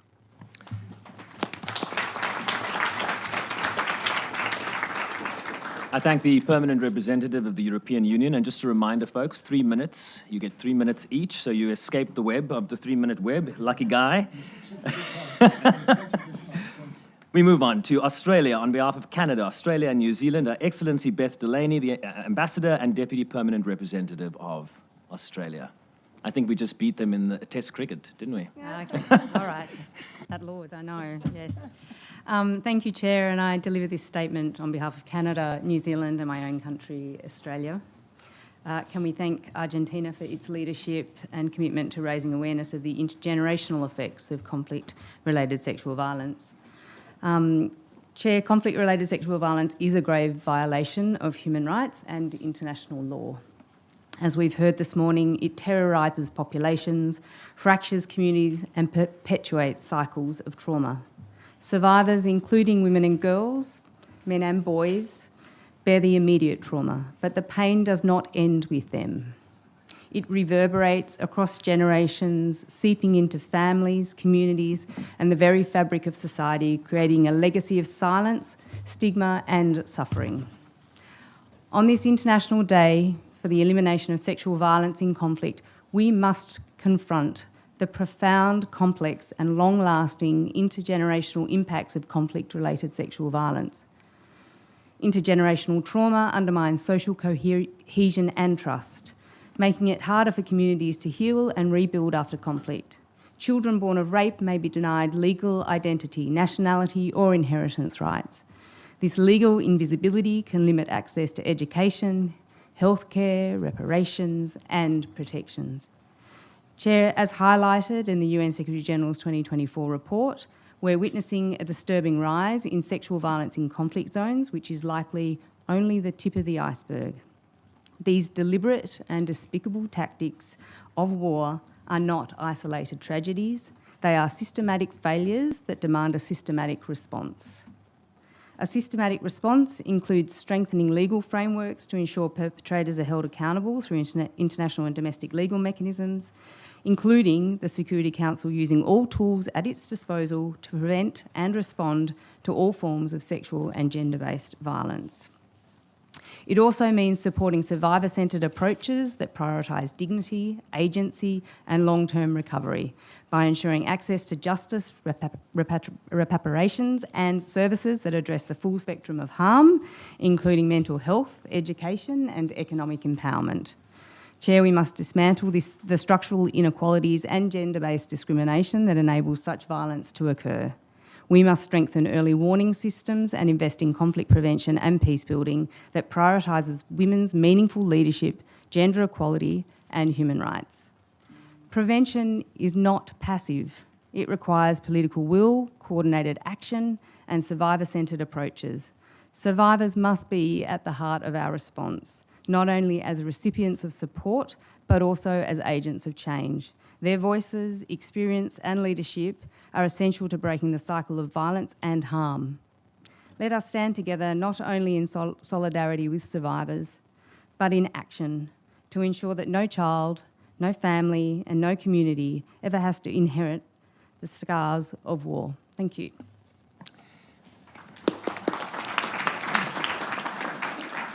Thank you, Ambassador.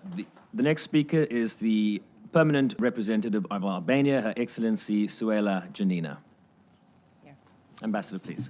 Thank you, Moderator. Thank you, Madam Special Representative, Excellencies, colleagues. The powerful testimonies that we have heard today is yet another reminder that conflict-related sexual violence is not only a heinous crime. It is a strategic weapon of war that tears at the fabric of the entire communities. It is an assault not just on individuals, but on generations. The trauma it leaves behind is not contained to a single moment. It goes throughout times, through families, through societies. It sows the seed of stigma, exclusion, poverty, and cycles of violence that, if left unaddressed, undermine peace building and reconciliation.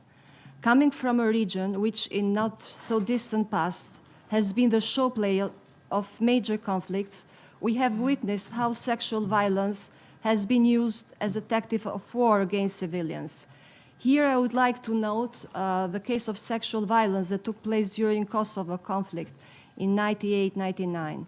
Albania strongly supports the mandate of the Special Representative on Sexual Violence in Conflict and the collective efforts of the United Nations to implement a survivor-centered, trauma-informed, and gender-sensitive approach. We recognize the urgent need for long-term psychological support, legal empowerment, education, and community-based healing mechanisms, especially for children born of rape and for families grappling with generational trauma. Colleagues, addressing the impact of CRSV is not only a matter of justice, it is a prerequisite for sustainable peace. It demands that we invest in prevention, protect survivors, and ensure accountability at all levels, including through national legislation and international cooperation. As a global community, we have a duty to ensure that survivors are not longer silenced by fear or shame. We must shift the burden from the victim to the perpetrator, from stigma to justice, from silence to support. Albania stands in unwavering solidarity with survivors and all those working courageously to break the cycle of violence and impunity. And to conclude, allow me also to bring to your attention that this afternoon, Albania, together with Ukraine and Sudan, will organize another side event, 3 o'clock, conference room number 7. I invite all of you to participate and thank very much SRSG for the message that you are going to deliver this afternoon. Thank you very much.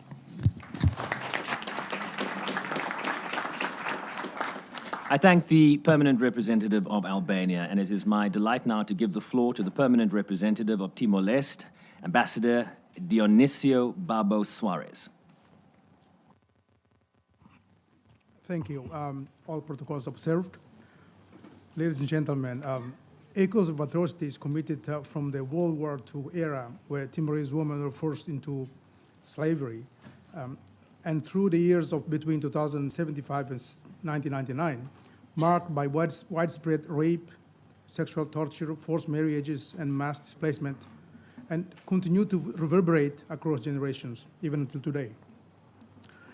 This legacy of violence manifests as intergenerational trauma, where the psychological, emotional, and even biological effects of severe stress experienced by survivors are transmitted through their descendants.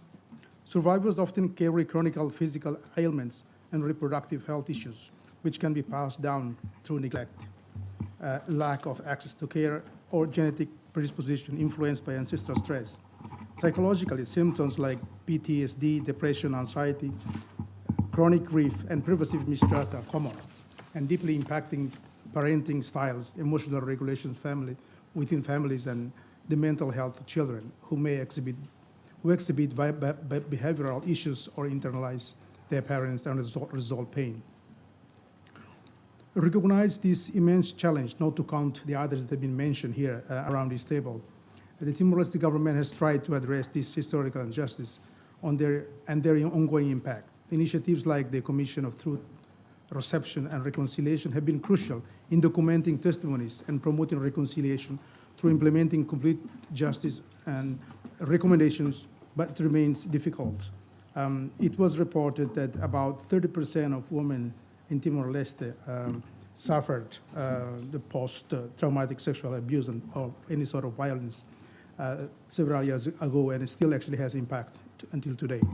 So the development of policies protecting survivors of gender-based violence, collaboration with NGOs and also the international partners to provide vital psychosocial support, counseling, and trauma-informed care to survivors and families, and empowering communities to lead their healing process, drawing on traditional wisdom are key national strategies aimed at building resilience and fostering support. However, the sheer scale of the trauma and limited resources pose significant challenges, demanding that interventions be both sustained and adaptable to address the long-term nature and intergenerational wounds. So it is our collective moral and ethical obligation to support these issues and countries like Timor-Leste and others with similar experiences in this healing journey. This critical support is needed for several interconnected reasons.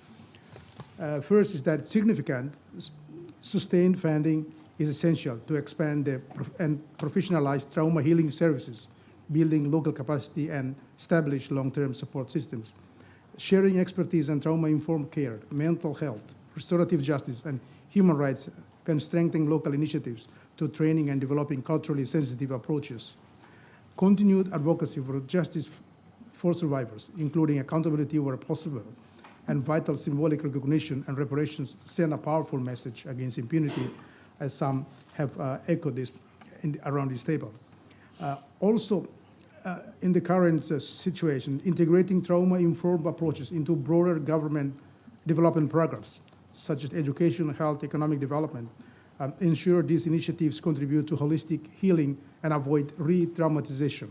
And of course, supporting efforts to remember and acknowledge survivors' experiences transform the bitter experiences into a foundation for a more just and peaceful future. So breaking the cycle of intergenerational trauma in countries like Timor-Leste is a monumental task and requiring unwavering commitment. It's time for action, as many have said. I thank you.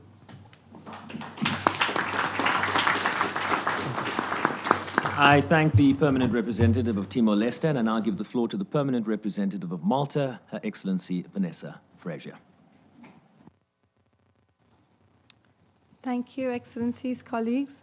I'm honored to join you in the commemoration of the 11th International Day for the Elimination of Sexual Violence and Conflict. Today, we reaffirm our unwavering commitment to preventing conflict-related sexual violence and to supporting survivors across generations. We know that sexual violence and conflict leaves deep, often invisible scars on survivors, but also on their children, families, and communities. The intergenerational effects of such violence, be it through social exclusion, trauma, or lack of access to services, can perpetuate cycles of harm for decades. This is why Malta continues to advocate for survivor-centered, gender-responsive, and trauma-informed approaches. During our Security Council presidency in April 2024, we placed CRSV at the heart of our agenda. We convened the Council's annual open debate on this issue at ministerial level, and we heard powerful testimony from the Secretary-General's Special Representative, Ms. Patton, as well as survivors and civil society leaders, including from Sudan and the Great Lakes region. We also underscored the importance of inclusive participation, ensuring the safe engagement of women civil society briefers, and advocating for stronger accountability, including through the use of targeted sanctions against perpetrators of CRSV. Yet justice alone cannot heal the deep wounds of this heinous crime. Survivors require holistic health care, including access to mental health and psychosocial services in conflict and post-conflict settings. These services are essential for breaking the cycle of silence and shame that perpetuate trauma across generations. As members of the International Alliance on Preventing Sexual Violence and Conflict, Malta remains committed to advancing policies that are inclusive, rights-based, and rooted in the lived experiences of survivors. We are also developing our second National Action Plan on Women, Peace and Security, reflecting our enduring belief that gender equality, justice, and peace are inseparable. Survivors need justice, safety, and support. Let us honor them not only with words, but with sustained action that breaks the cycle and heals the scars. Thank you.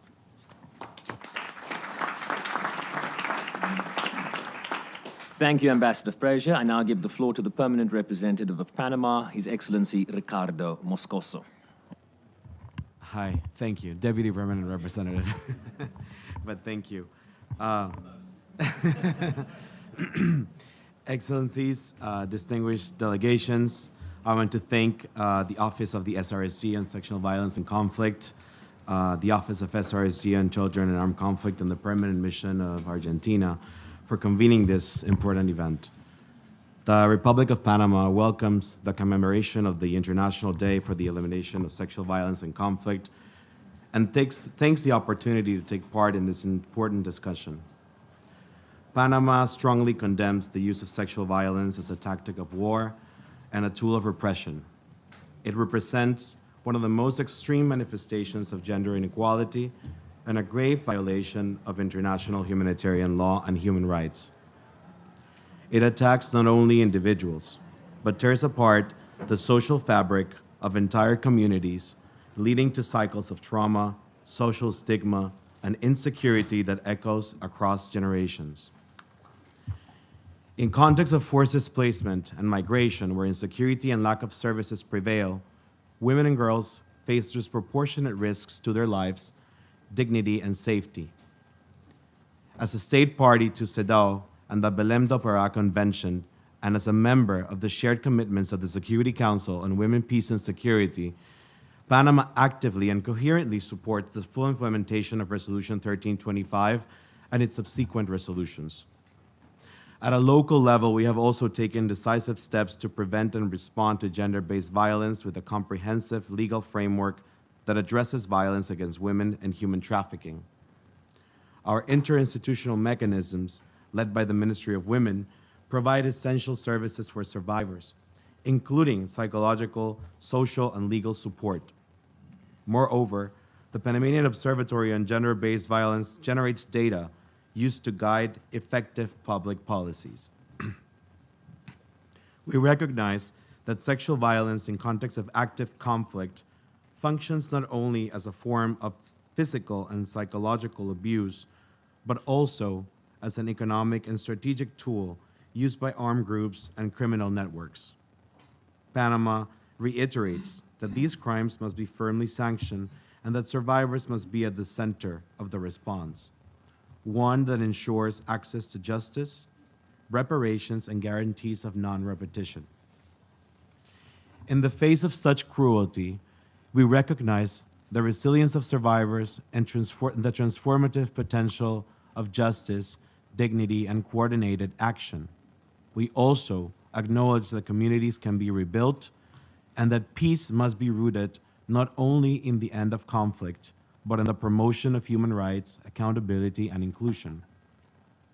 It is therefore my pleasure to announce that Panama will host the annual open debate on conflict-related sexual violence during our presidency of the Security Council in the month of August, alongside the office of our SRSG here, Ms. Pramila Patton. So we invite all of you to engage with us in this important conversation. It is heartening that we have continued Malta's work as another Security Council member for this term. We stand in solidarity with all survivors and with those working tirelessly to support them. And we also renew our commitment to a world where such violence is no longer tolerated, but actively and decisively eliminated. Thank you.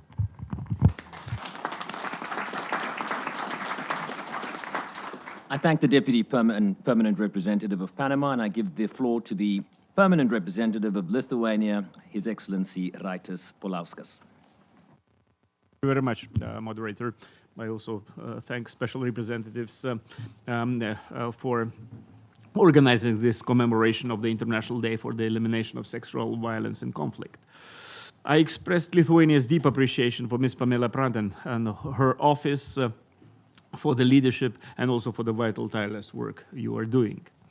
Lithuania remains firmly committed to standing with survivors, not just in the immediate aftermath of the violence, but in the long journey towards healing. Breaking the cycle of the intergenerational trauma requires more than reaction. It requires holistic, trauma-informed, and survivor-centered responses. It requires community-based solutions, accessible long-term services, and legislative changes that empower survivors and prevent future violence. It is essential for giving survivors a voice and for ensuring that violations are not forgotten or overlooked. We recognize the increasingly complexity of the situation and the widening funding gaps. It is clear that member states must step up. This responsibility cannot be carried by a few. It's a collective obligation. We must also look beyond our traditional partnerships and work together to engage new and emerging donors to strengthen this crucial work. I am pleased to note that this Monday we confirmed our continued financial contribution to support the important work of the office through UN action. We are proud to be a part of this joint effort to combat sexual violence and conflict and to support the survivors. We also wish to commend the important work being carried out by the UN action in Ukraine The project United Action to Empower Survivors of the Conflict-Related Sexual Violence is a remarkable example of how survivor-centered, locally anchored, and system-wide action should look like. Through this project, essential healthcare and holistic services are expanding. The project is empowering not just individuals, but entire communities through survivor-informed media practices, survivor relief centers, trauma rehabilitation, and crucial legal and economic support. And these actions are saving lives and restoring dignity. Finally, we call on all member states to continue supporting the UN Action, the only system-wide coordination platform that bridges the humanitarian, development, and peace-building spheres in the fight against the conflict-related sexual violence. Through this network, we can work cohesively to deliver sustainable solutions, support survivors in their healing journeys, and address the root causes to prevent the atrocities from ever occurring again. I thank you.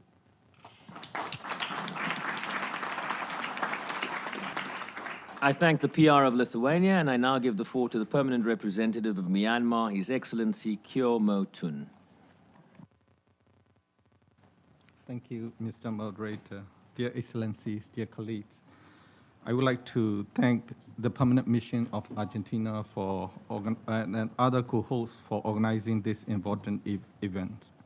Today's topic resonates with Myanmar, where CRSV has dramatically worsened throughout the military coup since February 2021. I thank SRSG pattern for highlighting CRSV in Myanmar, among others. In Myanmar, the military junta's forces have systematically perpetrated sexual violence and other horrific abuses.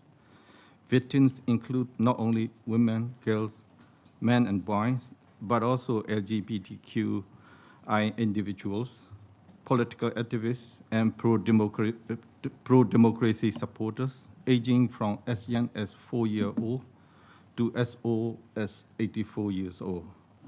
The violence takes many forms, including forced nudity, sexual humiliation, and torture in detention facilities. Rape and gang rapes have become established tactics and weapons of war for the perpetrators. Psychosocial impacts of such CRSV have already been witnessed, not only on the survivor, but also their family members and their friends. The military junta's violence extends beyond this. Other grave violations, including arbitrary arrests, torture, extrajudicial killings, and the destruction of homes and villages through intensifications of indiscriminate aerial bombings on civilians and civilian infrastructure, continue to prevail across the country on a daily basis, causing immense human suffering. Many political leaders, including State Councillor Daw Aung San Suu Kyi, are still in prisons. Today is the 80th birthday of Daw Aung San Suu Kyi. People inside and outside the country are celebrating her 80th birthday by praying and demanding for her immediate and unconditional release, as well as all political prisoners.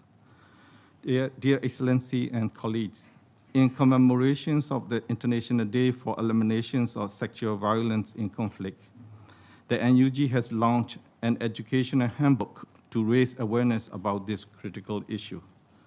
Our message is clear. A future federal democratic union is committed to uphold human rights and international humanitarian law and prevent further incitement of violence, including sexual violence. Therefore, the international community needs to act decisively in addressing the root cause of the issue. The elimination of CRSV in Myanmar would not be possible unless we unite to ending the military dictatorship, its unlawful military coup, and decades-long impunity. Human dignity is not a weapon of war, but a fundamental principle strictly adhered to by all at every time, everywhere, especially in conflict situations. I thank you. I thank the permanent representative of Myanmar, and I now give the floor to the Chargé d'Affaires of the Mission of Nigeria, Ambassador Sindof Ndoni. Thank you, Mr. Chair, distinguished delegation, excellencies, ladies and gentlemen. Let me, at the outset, also add a voice of thanks to the co-organizers for this very, very important event. We are gathered here to honor survivors of conflict-related sexual violence and to express our commitment to the global mandate, as well as reaffirm our shared legal and moral obligation to end this heinous crime of war. It is a moment to reflect on the progress so far in addressing the scourge of sexual violence in conflict and forge a way forward towards its elimination. Based on the theme, addressing the intergenerational effects of conflict-related sexual violence calls for an overarching global strategy to break the cycle of sexual violence, promote healing, address the mental health, as well as provide psychosocial support to all survivors of conflict-related sexual violence. Mr. Chair, Nigeria has faced the inhumanity of sexual violence in conflict within the country, particularly in the context of the insurgency in the northeastern region, where non-state actors perpetrate this crime through mass abduction of women and schoolgirls, rape, exploitation, sexual slavery, and forced marriages. Over the years, sexual violence has been employed as a deliberate tactic of the conflict in the region to terrorize populations, establish power through trauma and fear, degrade the communities, destabilize regions, and obstruct peace-building and reconciliation efforts. In our view, addressing conflict-related sexual violence requires a coordinated intergovernmental response, survivor-centered approach rooted in justice and accountability, especially in regions such as the northeast of Nigeria affected by protracted conflict and prolonged forced displacements. As a nation, Nigeria has taken steps to address this conflict-related crime through a long-term, multidimensional approach, including facilitating collaboration at the federal, state, and local levels, the civil society, and intergovernmental organizations. We have taken measures to strengthen our legal and institutional frameworks, provide medical, psychosocial, and legal support to the victims of sexual violence, and enhance the capacity of our security and judicial systems. We recognize that while we have recorded some progress, more still remain to be done. We must break the culture of silence and stigma and protect survivors and witnesses, ensure accountability for perpetrators, integrate the prevention of sexual violence into all peace and security efforts, as well as ensure meaningful participation of conflict-related sexual violence survivors and their communities in our peace processes. Nigeria stands in solidarity with victims of conflict-related sexual violence across the world. We believe that the elimination of sexual violence in conflict is a cornerstone of peace, justice, and development. As we unite today in this commemorative spirit, let us reaffirm our commitment to the implementation of all relevant international frameworks to conflict-related sexual violence in a manner that is commensurate with the gravity of the crime. I thank you, Mr. Chair. I thank the Chargé d'Affaires of Nigeria, and I now give the floor to Ambassador Jonathan Miller, Deputy Permanent Representative of Israel.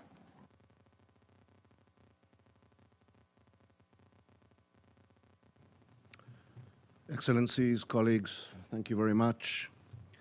As we once again have witnessed here today, the use of sexual violence as a weapon of war and terror is regretfully not new. It has been employed by groups like ISIL, Boko Haram, the Taliban, Al-Shabaab, Ansar-Din, and Al-Qaeda. And now we must add Hamas to this deplorable list. On October 7th, Hamas carried out one of the most brutal campaigns of sexual violence in recent history. Women and girls were targeted in their homes and on the streets. Some were taken across the border and paraded as trophies. Others were filmed, humiliated, and violated. To this day, 53 of our hostages remain in captivity, subject to conditions we can barely imagine. Moreover, conflict-related sexual violence does not end with the victim. It ripples through families, through communities, through societies, often inflicting trauma that spans generations. It is designed not only to destroy bodies, but to dismantle identity, dignity, and social cohesion. That is why the international response matters so deeply. After October 7th, instead of standing in solidarity with survivors, much of the world hesitated. Instead of firm condemnations, we witnessed a campaign of denial. Women's testimonies were dismissed as propaganda, and their accounts were buried under layers of doubt and disinformation. In the space left by this silence, conspiracy theories spread, which were often amplified by algorithms and accelerated by toxic ideology. The consequences of that silence have been devastating, not just for Israelis, but for the global fight against sexual violence in conflict. Sexual violence is not a matter of narrative, it is a matter of fact. The obligation to address it does not depend on the nationality of the victim or the identity of the perpetrator. While women and girls are disproportionately affected, men and boys too are vulnerable, especially in hostage situations. That is why, today, we repeat the call for the immediate and unconditional release of the hostages held in Gaza. For over 622 days, they have been trapped, many of them facing the continued threat of sexual violence behind closed doors, far from the world's eyes. Israel has been working closely with the Office of the Special Representative of the Secretary General on this issue, and we will continue to do so, and we will continue to push for justice, for recognition, and for accountability. Above all, we will continue to raise our voices for the victims of October 7th and for those who still wait to come home. I thank you.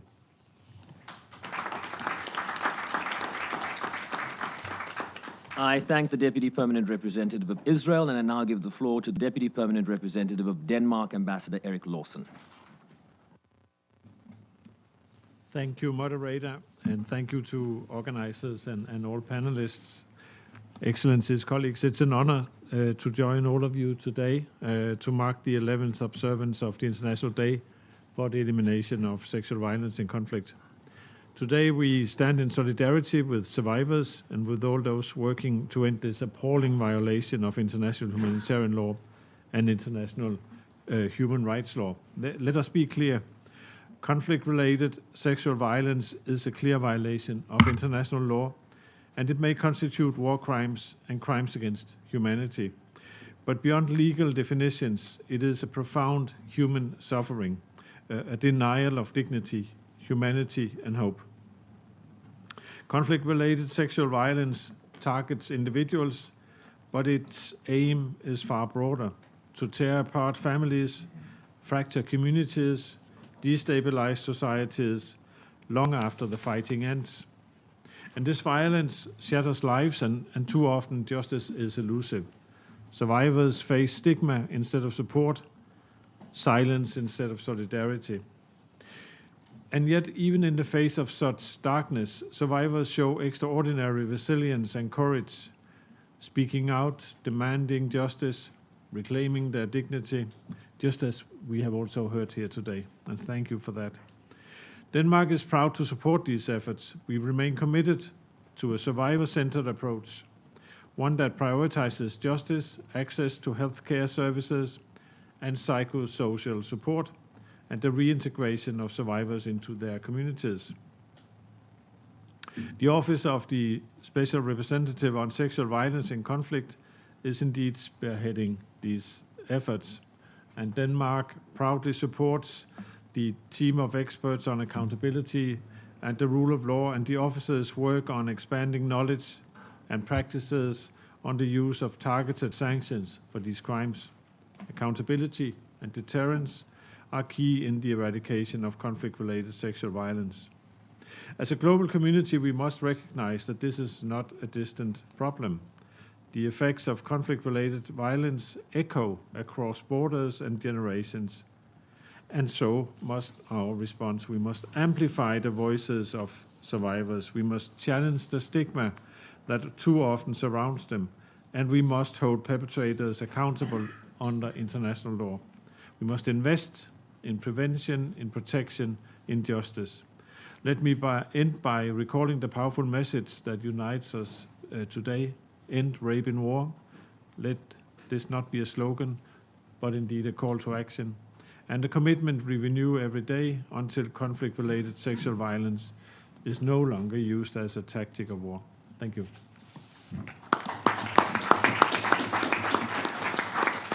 I thank the DPR of Denmark, and I now give the floor to the Deputy Permanent Representative of France, His Excellency Jay de Maricari.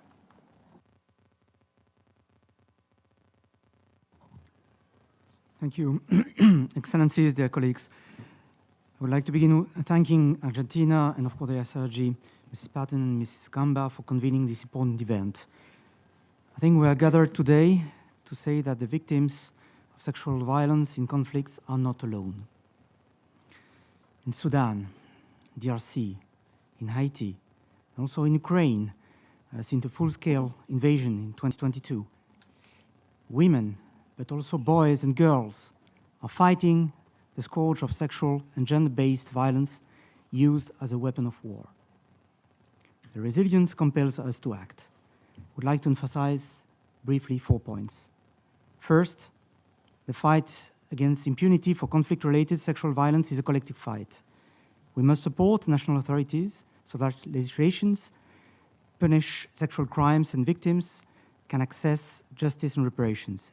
In this regard, we commend the work of the team of experts of the Special Representative.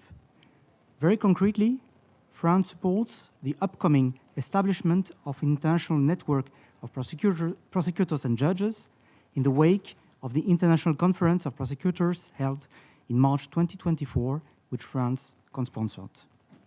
We also welcome the efforts of the ICC to investigate these crimes. Second, we must target the perpetrators and the heads of command chains.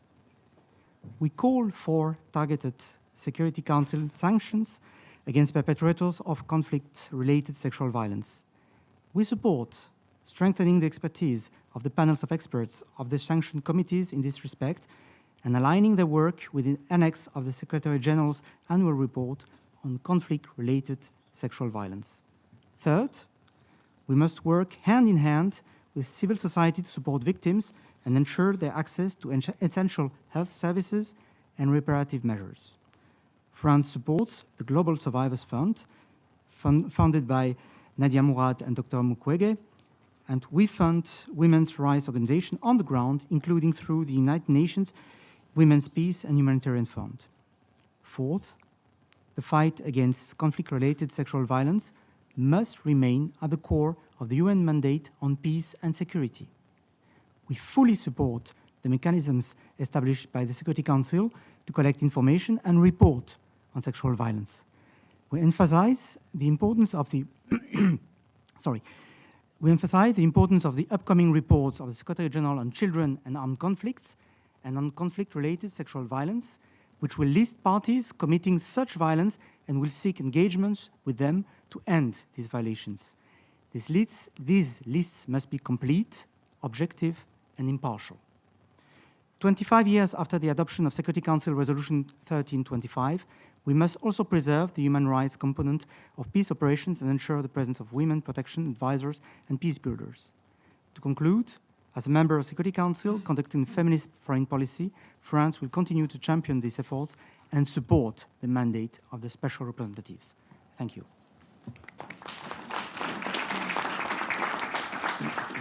I thank the Deputy Permanent Representative of France, and I now give the floor to the Deputy Permanent Representative of Colombia, Juan José Quintana. Thank you, Mr. Moderator. Colombia is strongly committed to addressing conflict-related sexual violence because we are convinced that this phenomenon should not become invisible. Its physical, psychological, social, and intergenerational impacts demand decisive responses from all of us. During its presidency of the International Alliance on Preventing Sexual Violence in Conflict, Colombia advanced an agenda centered on victims and restorative justice, promoting differentiated and comprehensive approaches to CRSV. In this context, we have identified certain good practices that could be followed to guide international action on this matter. First, the implementation of a comprehensive and victim-centered approach that involves medical assistance, psychosocial support, economic inclusion, breaking away with the stigmas, and effective access to justice. Second, restorative and transformative justice aiming not only at reparation, but at the transformation of the social relations marked by conflict and violence. Third, the protagonism of victims, whose voices must guide public policy, processes of reparations, and the reconstruction of the social fabric all along. Fourth, the recognition of reproductive violence, highlighting it as systemic violence in conflict contexts with an emphasis on sexual and reproductive rights. Fifth and last, the incorporation of innovative victim-centered approaches within the work of the Special Jurisdiction for Peace, our own tailor-made experiment in post-conflict transitional justice. These include novel legal concepts such as testimonial injustice, when a person's testimony is discounted because of their identity, the recognition of sexual violence as intrinsically political violence, and the continuum of a violence approach, which sees sexual violence not as a byproduct of war, but as part of the structural violence directed at women. These approaches have been essential in transforming research methodologies and in ensuring access to justice without re-victimization. Victims are experts in their own experience. Their voices must be at the center of political and judicial decisions. Listening, acknowledging, and providing reparations is not only a moral and legal obligation, but a condition for sustainable peace. Colombia reaffirms its commitment to prevention, restorative justice, comprehensive reparation, and the leadership of survivors of CRSV as agents of change. Let me conclude by echoing Dr. Denis Mukwege's words at the PSVI 2024 conference held in Bogota. I quote, "One woman raped is one too many. Silence is the worst enemy," unquote. I thank you, sir.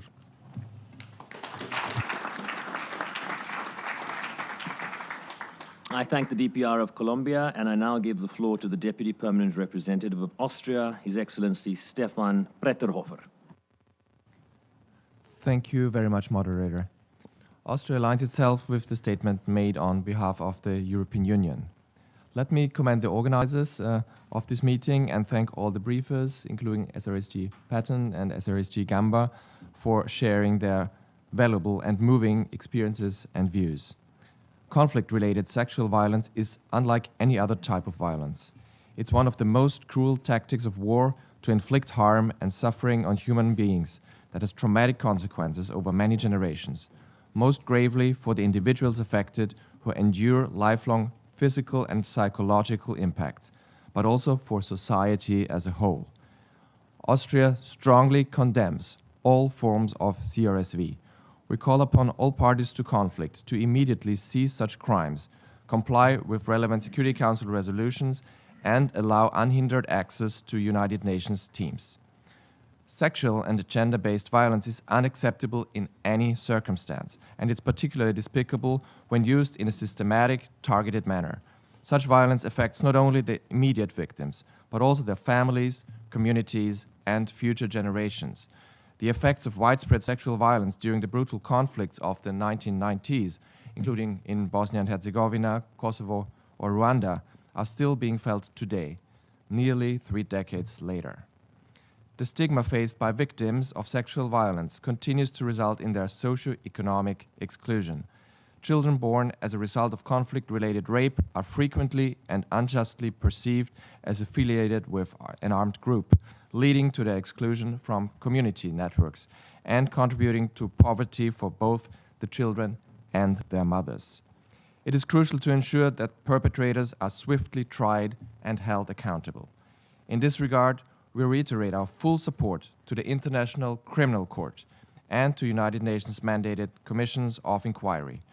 Moreover, we wish to remind Member States of their obligation in accordance with Security Council Resolution 2467 to adopt a survivor-centered approach and ensure access to medical and psychosocial care. Furthermore, we must make women's and girls' rights a priority across sectors and mainstream WPS across foreign, security, defense, development, and humanitarian policies.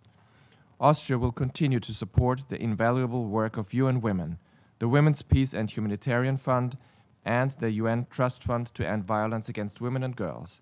And we underline the importance of local humanitarian and civil society organizations as first responders. Finally, Austria commends the UN team of experts on the rule of law and sexual violence in conflict for its commitment and determination to fight impunity for sexual violence in conflict and post-conflict contexts. I thank you.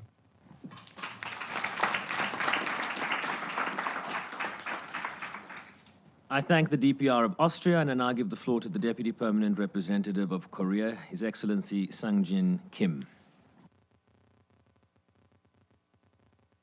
To begin by thanking Special Representative Patton and Special Representative Gamba for their such powerful remarks. My sincere appreciation goes out to our partners from UN Women, civil society, and above all, the survivors of sexual violence in conflict who readily shared their vivid testimonies with us. Conflict-related sexual violence is the most brutal form of crimes against humanity perpetrated in armed conflict.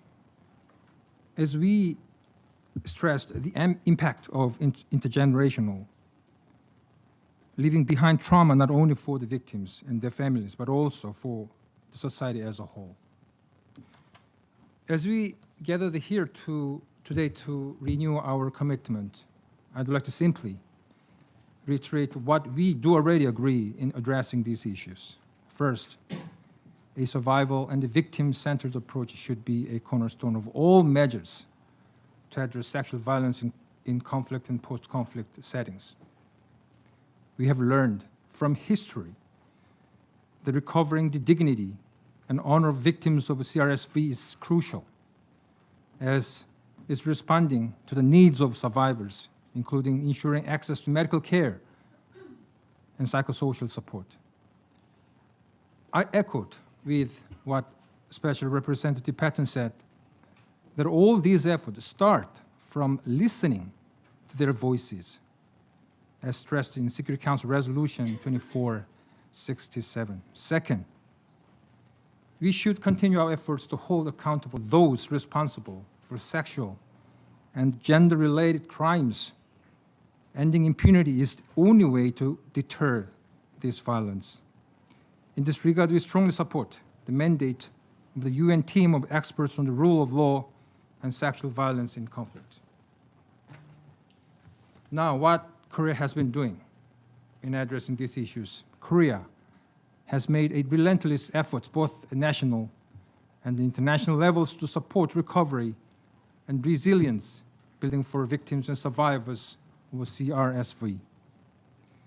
We have been hosting the annual International Conference on Action with Women and Peace since 2019 to heed the voices of survivors and support women's full and meaningful participation in peace process through the Action with Women and Peace Fund launched last year.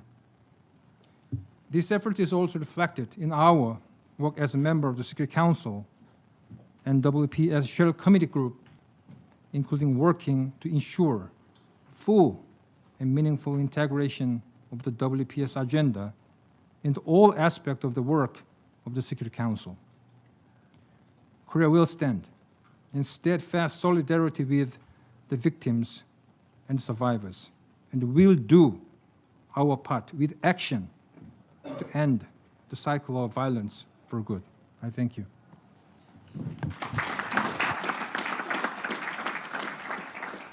I thank the Deputy Permanent Representative of Korea, and I now give the floor to the DPR of Norway, His Excellency Andreas Løfold.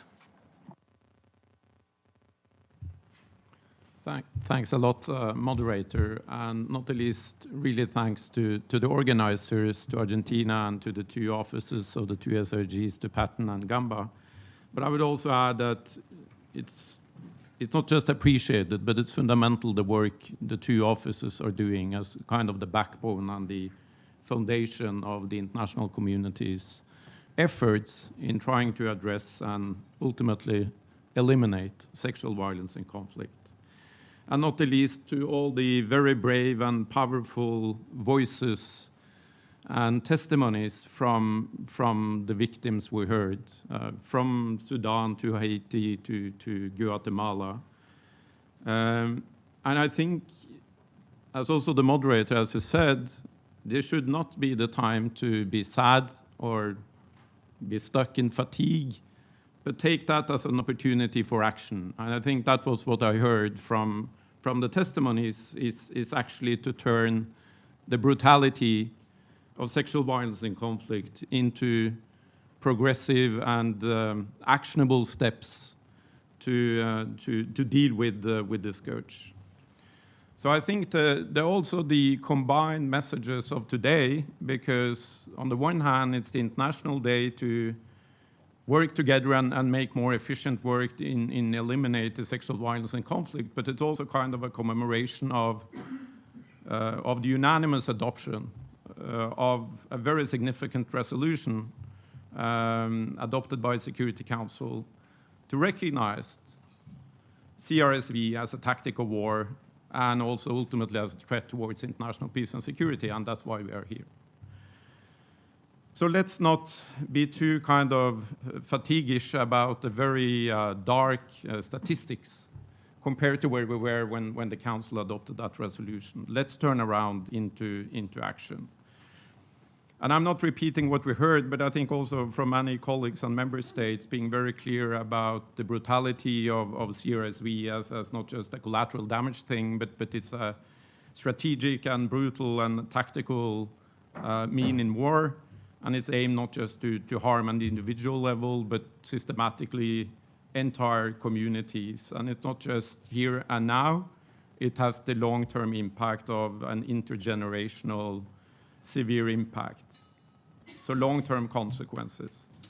So I think just a few takeaways from our side is that what I think all of us agree to is that we need a victim-centered approach.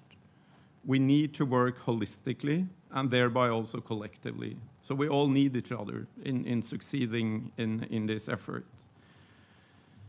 And I think it's also, we must remind everyone and all the parties to armed conflict that they must comply with their IHL and human rights obligations, and thereby also protecting women and girls, men and boys from sexual violence. And also by saying that we must ensure accountability and we must end the impunity through all the different means we have, including legal prosecution.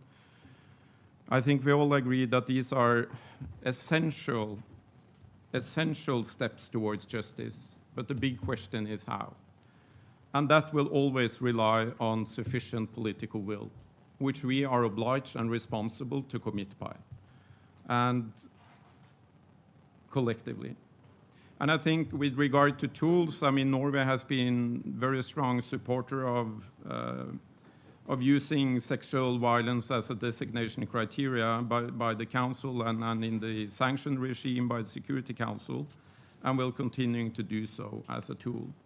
Let me just stress one issue that very few have raised, and I think some of the briefers you touched it, but that is to the collective responsibility we have in the current situation with multilateral, and both in the multilateral and the humanitarian system, is both subject to ongoing budget cuts and meanwhile also ongoing reforms. And in this regard, we stress the importance of ensuring that protection from gender-based violence, including CRSV, remains a top priority in the system-wide reforms that is ongoing, including UN80 and also the humanitarian reset. Critical gender-based violence services must remain a non-negotiable priority as an essential life-saving component of our collective response. And finally, moderator and colleagues, women may often be the primary victims, as we have heard, but they must always be part of the solution. A survivor-centered approach demands the full, equal, meaningful, and let me also add safe, participation of women and survivors in all their diversity. And finally, that also, of course, demand very strong and relevant support by the international community to support the victims politically and financially, and that we remain committed to do so. Thank you.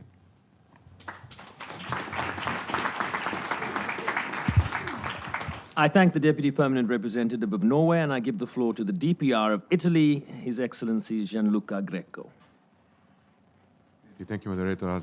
I'll try to be brief. I thank the Permanent Mission of Argentina, the SRSG, Patten, and Gamba for the pictures they gave us and the possibility to speak in this solemn occasion. In aligning itself with the statement of the European Union, Italy reiterates its unwavering commitment to the eradication of conflict-related sexual violence, an heinous violation of human rights and of the international humanitarian law that continues to inflict immeasurable suffering on individuals, families, and entire communities. We pay tribute to the survivors, girls, women, boys, and men, whose courage and resilience in the face of trauma inspire our collective responsibility to act. This year's theme rightly brings into focus a dimension of CRSV that is too often overlooked, its intergenerational impact. As the Secretary General reminds us in his message for this day, these crimes leave invisible scars that transcend time and lineage, perpetuating cycles of trauma, exclusion, and vulnerability. It's necessary to shed light on the devastating reality faced by children born of wartime rape. These children are often denied a legal identity, access to education, healthcare, and inheritance, and are subjected to social ostracism and institutional neglect.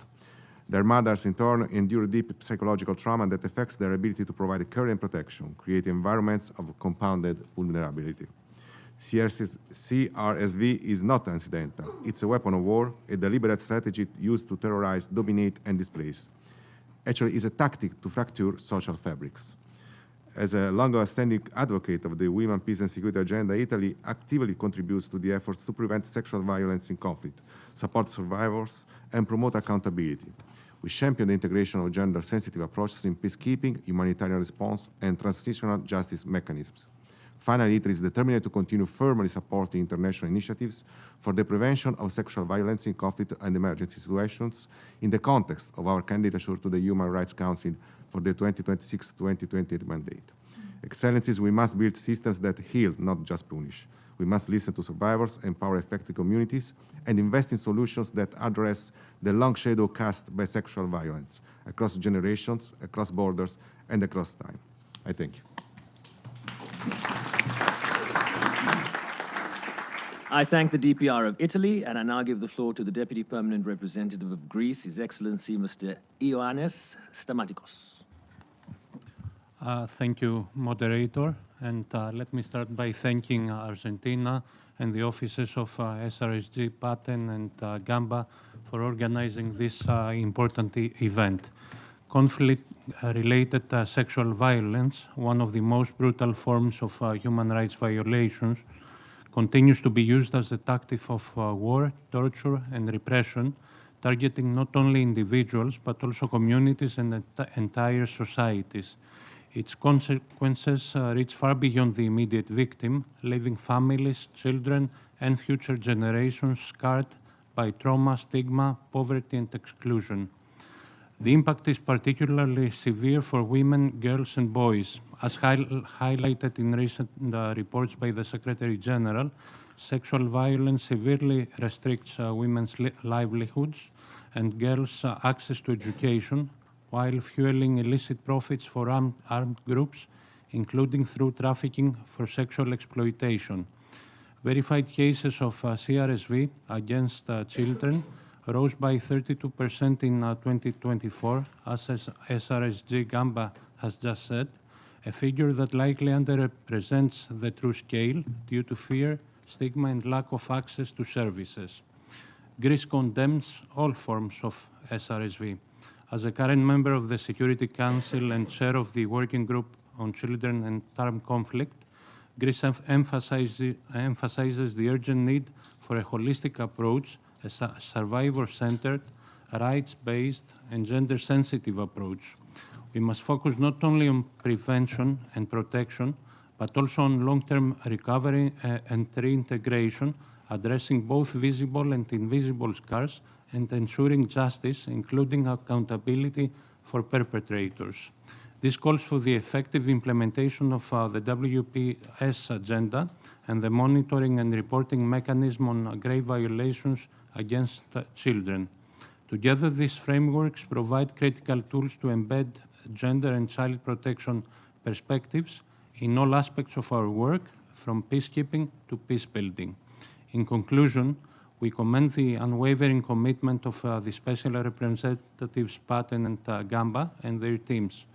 Greece remains a steadfast supporter of their mandates and stands ready to contribute actively to global efforts to eliminate CRSV.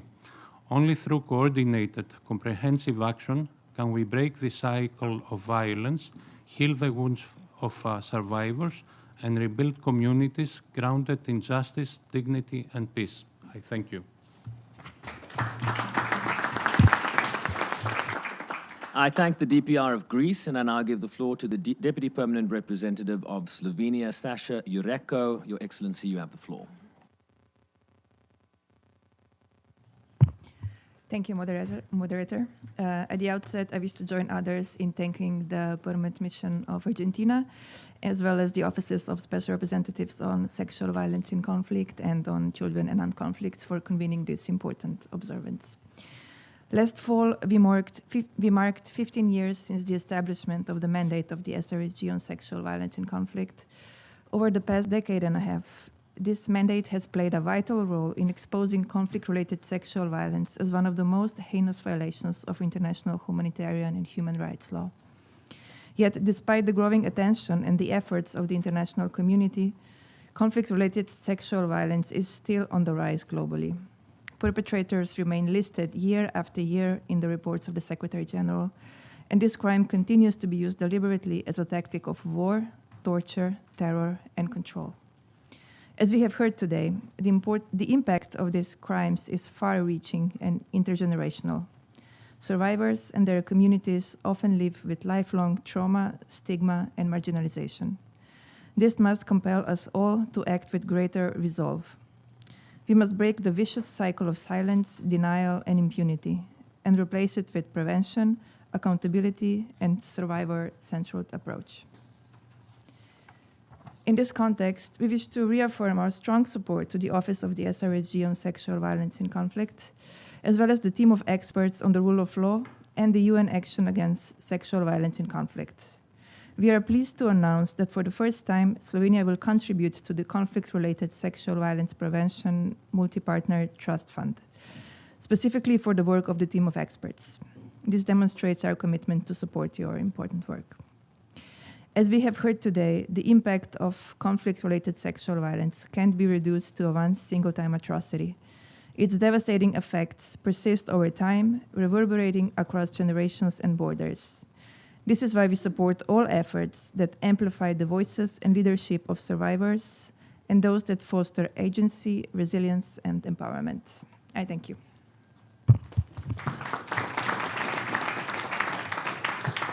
I thank the DPR of Slovenia, and I now give the floor to the distinguished representative of Ukraine, Mr. Sergei Nizinsky, Executive Director of UA Experts and Advisor to the Deputy Prime Minister on European and Euro-Atlantic integration. Thank you, moderator. Thank you, Permanent Mission of Argentina, for invitation. And let me say thank you also for the chair in the meeting, Pramila Patten, who not only got leadership, but leadership with justice. It's very important, especially for Ukrainian situation. Dear honorable participants, during our conversation, Ukrainian civilians still under bomb attack. A lot of victims, witnesses, children, they are still in the shelter now. And very difficult to explain the voices of these people. But our event and name of our topic is hearing their voices. And at this day, Ukraine announced advocacy campaign, One Voice Against CRSV, where the very famous Ukrainian flower, the name Ripak, translated in English as a rapeseed flower, as the symbol of solidarity of CRSV victims in support and captures public attention. And of course, it's not silence the problem, and we're trying to announce for more and more attract our advocacy campaign participants. Ukraine welcomes this important platform and stands in solidarity with all survivors on conflict-related sexual violence across the world. And since the beginning of the full-scale military aggression by the Russian Federation, sexual violence has been used systematically to terrorize civilians, including women, men, and unfortunately children.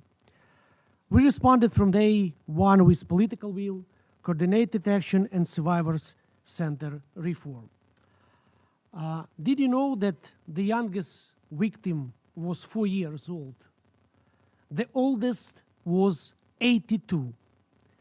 70% of those in Bucha city raped, were men. But Ukraine, since 2024, announced register of damages, official database in government for the human defenders, for witnesses. But beyond monetary compensation, Ukraine is looking at holistic reparative measures. The new law and implementation plans emphasize access to free health care, long-term psychological support, livelihood program, and measures like memorialization of public acknowledgement of survivors' suffering. Ukraine is working to support children born of war alongside their mothers. These children and their mothers may face unique social stigma and physiological challenges. Ukraine's new survivor support law implicitly acknowledges this issue. Moreover, Ukraine is coordinating with international experts on best practice learning from Bosnia, Rwanda, and others to develop guidelines on how to talk about the parentage as these children reach adolescence, how to provide trauma-informed parenting support to their mothers, and how to foster a positive identity for the child. This is one of the hardest, actually, conversation and one of the most necessary. We must ensure these children grow up with care, not shame. And sometimes mothers, more than 3.5 years of this war, sometimes do not thinking about reparation. They're thinking about simple social services for the children. Children garden, school, quotation of these services. Despite the ongoing war, Ukrainian authorities are systematically documenting CRSV cases for prosecuting and ensure that CRSV crimes are not invisible in broader war crimes proceeding. 5 Russian soldiers have been convicted in absentia for CRSV crimes. A total of 49 have been notified of suspicions. In 2024, together with Global Survivors Fund, which provided compensation over 500 CRSV survivors. Now, the model of real action, it's actually the main key lesson, as we said. Political will, survivor-centered approach, plus donor and NGO partnership equal visible results. Please do not forget about Ukrainian victims and survivors. Acting for survivors together. No pasaran. Slava Ukraini.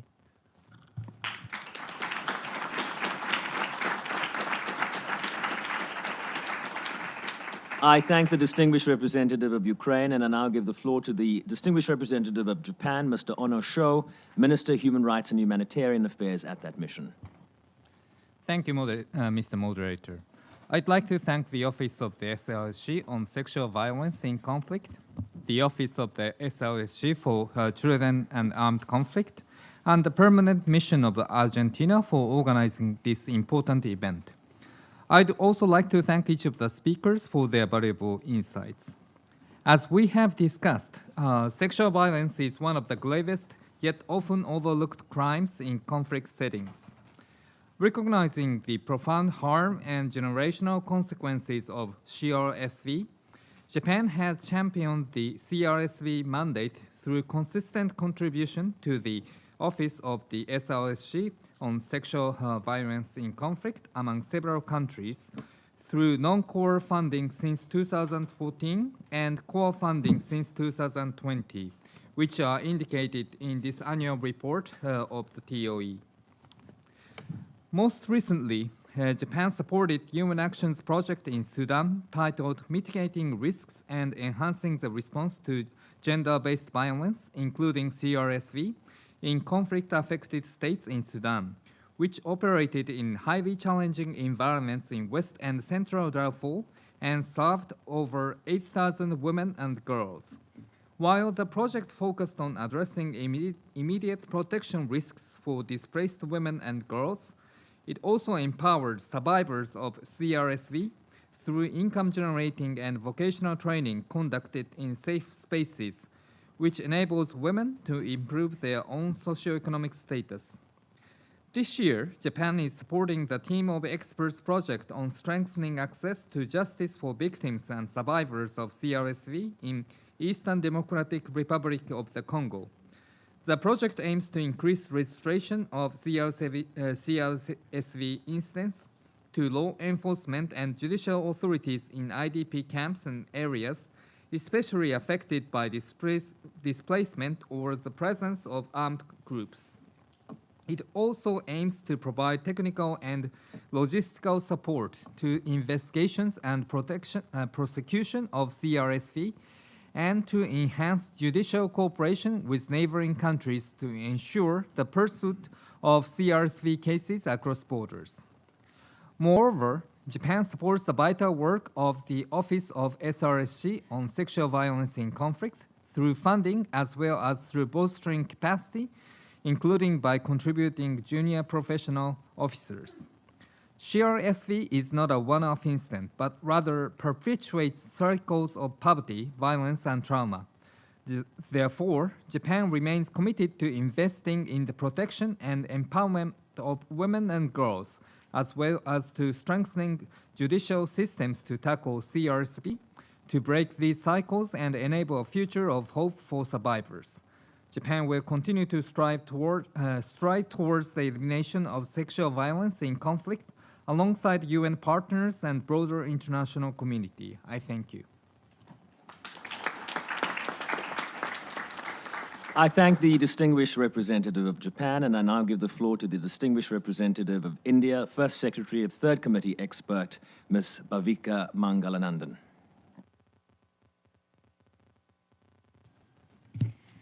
Thank you, Moderator. Excellencies and dear colleagues, I take this opportunity to thank the Permanent Mission of Argentina for organizing today's discussion to mark the International Day for Elimination of Sexual Violence and Conflict.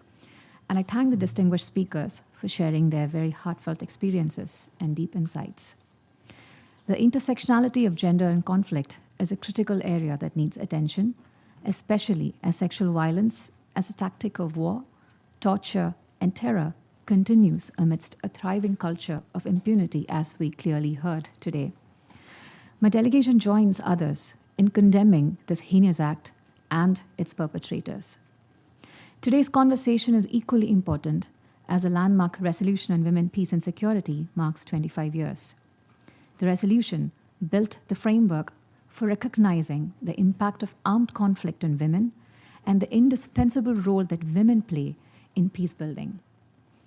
A multifaceted approach is essential for national governments to fulfill their role in eliminating sexual violence and armed conflict. This includes prosecuting and deterring such crimes in conflict situations, ensuring no impunity for the perpetrators, adopting a survivor-centered approach in the prevention and response to conflict-related sexual violence. It is equally important to break the nexus between terrorism, trafficking, and sexual violence in armed conflict. UN must prioritize supporting national efforts in this regard. Regarding India's own commitment, our nation's dedication to women, peace, and security agenda is demonstrated through a comprehensive approach to combating conflict-related sexual violence. I'm proud to mention that India was the first country to deploy an all-women formed police unit to Liberia in 2007 under the UN mission. Indian female peacekeepers have played a crucial mentoring role in preventing conflict-related sexual violence. India was also the first country to contribute to the Secretary General's Trust Fund in support of victims of sexual violence and abuse, and also signed the Voluntary Compact on Sexual Exploitation and Abuse with the Secretary General in 2017. Recognizing the pivotal role of empowered women as agents of change, the Indian government recently amended its constitution to reserve 1/3 of the seats in national and state legislatures for women. Our focus has been on women-led development, placing women in leadership position to script in India's growth story. Excellencies and dear colleagues, allow me once again to reiterate India's conviction and commitment to contribute towards elimination of sexual violence and conflict. Thank you, one and all. My thanks to the representative of India, and my pleasure now to give the floor to the representative, the distinguished representative of Tunisia, third committee expert, Ms. Marwa Jabo Besadok. Thank you so much. Muchas gracias, Argentina, por organizar este excelente evento en español. Quería complearle. También muchas gracias a Viviana para organizar que está trabajando mientras está embarazada. It's hard to speak after my fellow citizen, Aya Shabi, who spoke on behalf of the African youth. She has been very active, and her message was strong and vocal, just as Tunisian women have always been. So the focus on the intergenerational impact of gender-based violence in conflict is both urgent and essential. Addressing this issue is critical to breaking cycles of trauma and advancing justice and peace. We commend the leadership of the Special Representative of the Secretary General on Sexual Violence in Conflict. Her sustained commitment to survivor-centered response and accountability continues to shape and strengthen the international agenda. In every war, women's bodies are among the first targets. Sexual violence used as a tactic of conflict reflects one of the most brutal expressions of power and domination. Even amid war, destruction, and displacement, the urge to control, violate, and dehumanize women through sexual violence continues. This cruelty is deliberate. It aims to terrorize, silence, and dismantle entire communities, often leaving scars that endure long after the conflict ends. Nowhere is this suffering more visible than in Palestine, in Gaza, where women and girls face unbearable hardship under prolonged conflict and occupation. Their protection and dignity must be upheld, and their voices must not be forgotten. Addressing gender-based violence in conflict requires legal frameworks that prohibit these crimes, national systems that support and protect survivors, and institutions capable of delivering justice. Long-term recovery also depends on access to healthcare, psychological support, education, and economic inclusion for women and their children. Children are very important at this topic. In Tunisia, the traditional justice process has underscored the importance of truth-telling, reparation, and institutional reform. Survivors must be heard, supported, and empowered to shape post-conflict recovery. We welcome the efforts of the United Nations system to provide concrete tools, early warning indicators, prevention frameworks, and coordinated field responses that help strengthen national capacities and ensure survivor-centered approaches. Tunisia reaffirms its unwavering commitment to women's rights, gender equality, and the elimination of all forms of violence against women and girls, including in conflict in a humanitarian context. Advancing this agenda requires justice, strong institutions, and the full preparation of women in peace and the participation of women in peace and development processes.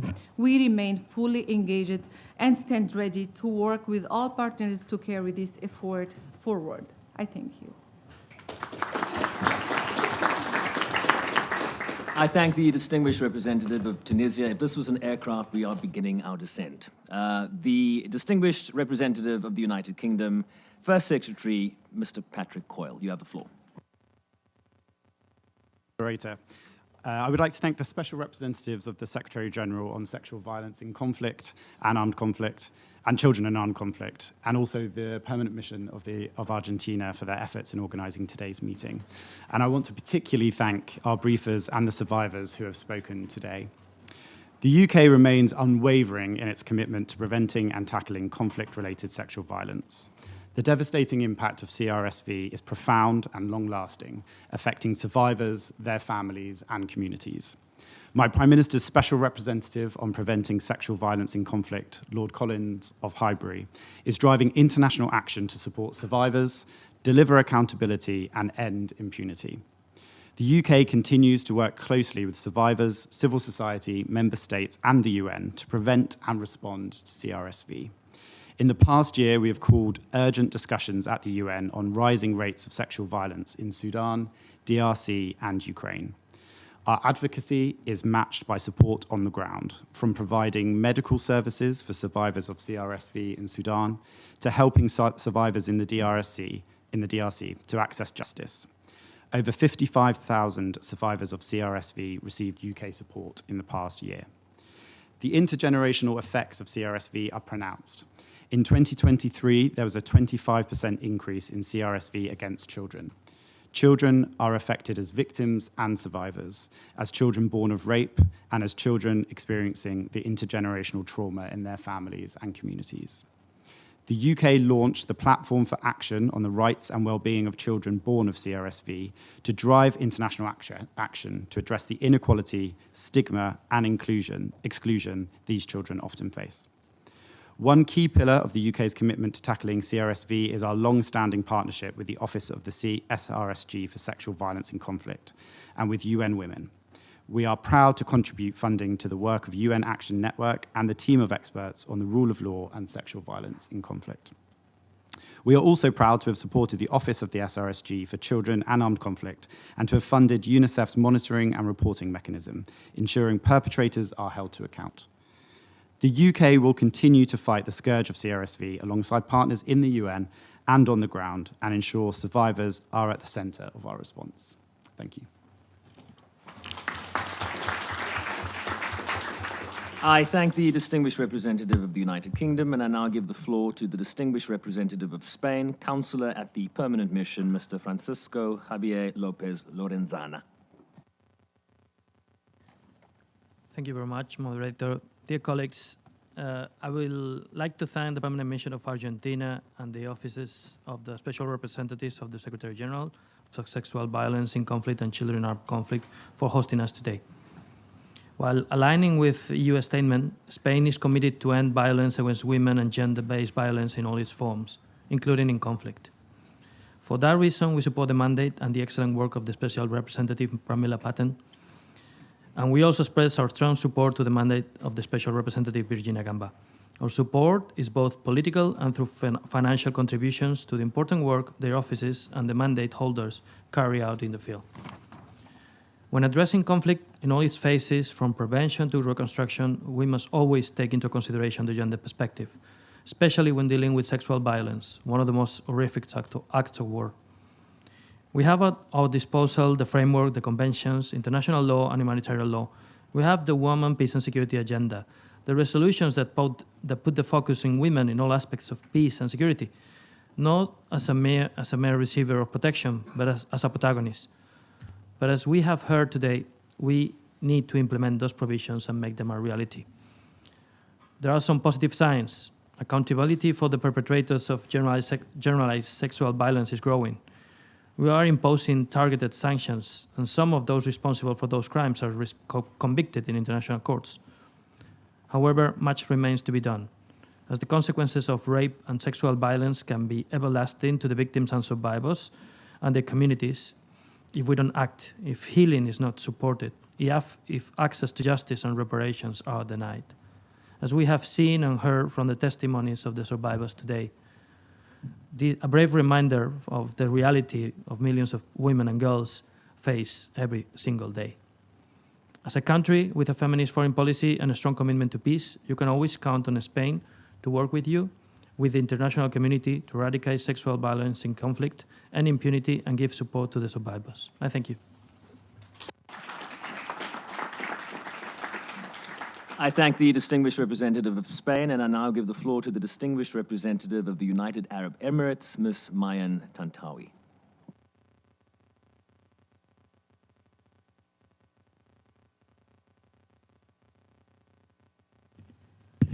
Thank you, moderator. I would also like to thank the Permanent Mission of Argentina, as well as the offices of the SRSGs on sexual violence and conflict and children in armed conflict, for bringing us together to have this important discussion. On this International Day for the Elimination of Sexual Violence and Conflict, it is not only a moment to reflect and commemorate the hard-won gains achieved over the past 15 years, but also to take stock of where we are and how we can work together to enhance the global systematic response. The UAE remains unequivocal. We condemn in the strongest terms all forms of violence against women and children, including conflict-related sexual violence. Impunity must not be the norm. Women and children's bodies must not be exploited as a weapon of war. In light of today's welcome theme on breaking the silence of violence, the cycles of violence, we heard many key recommendations to prevent and counter these heinous crimes. Allow me to focus on 3. First, we must invest in strengthening women and girls' resilience through a survivor-centered and trauma-informed approach, which we have heard multiple times today.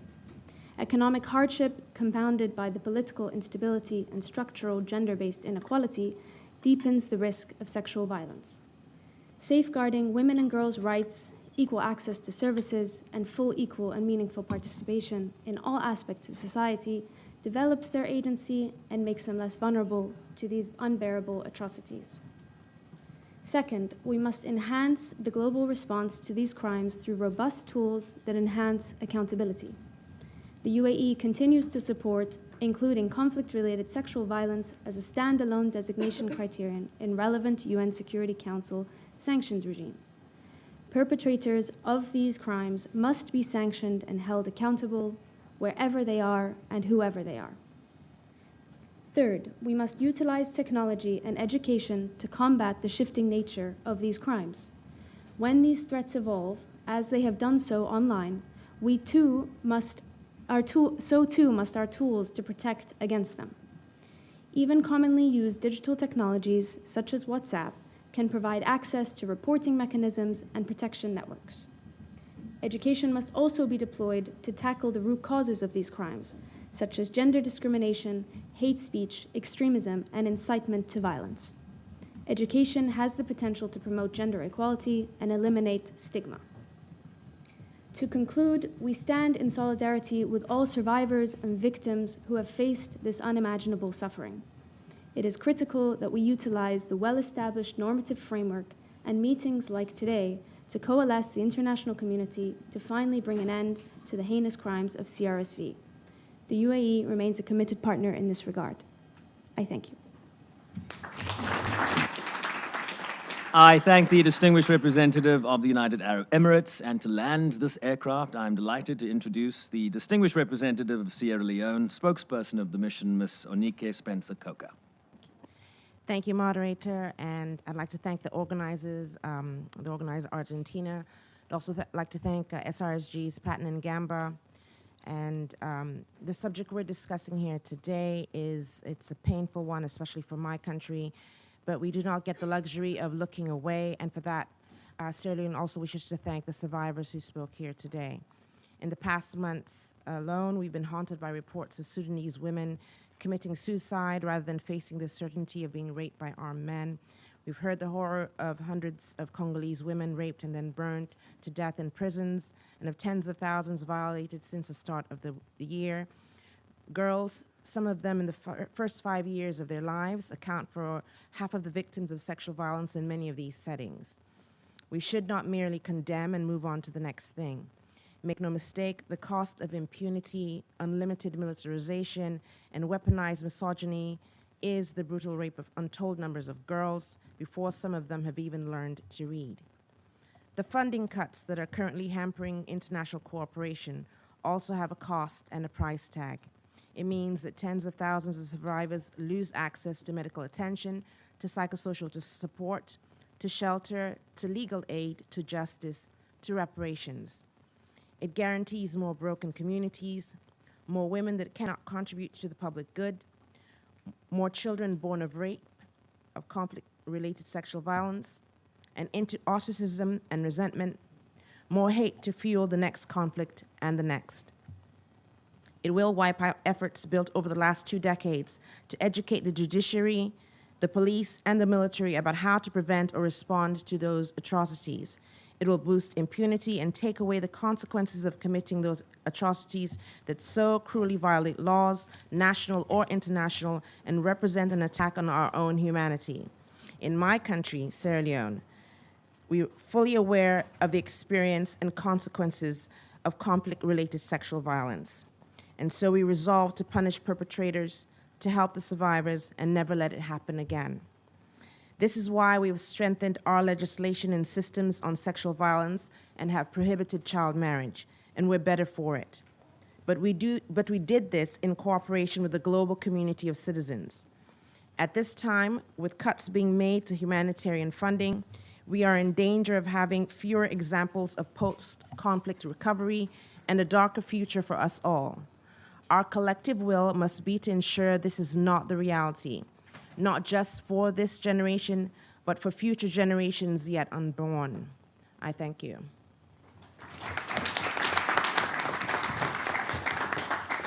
I thank the distinguished representative of Sierra Leone, and if you listen quietly, that is the sound of touchdown.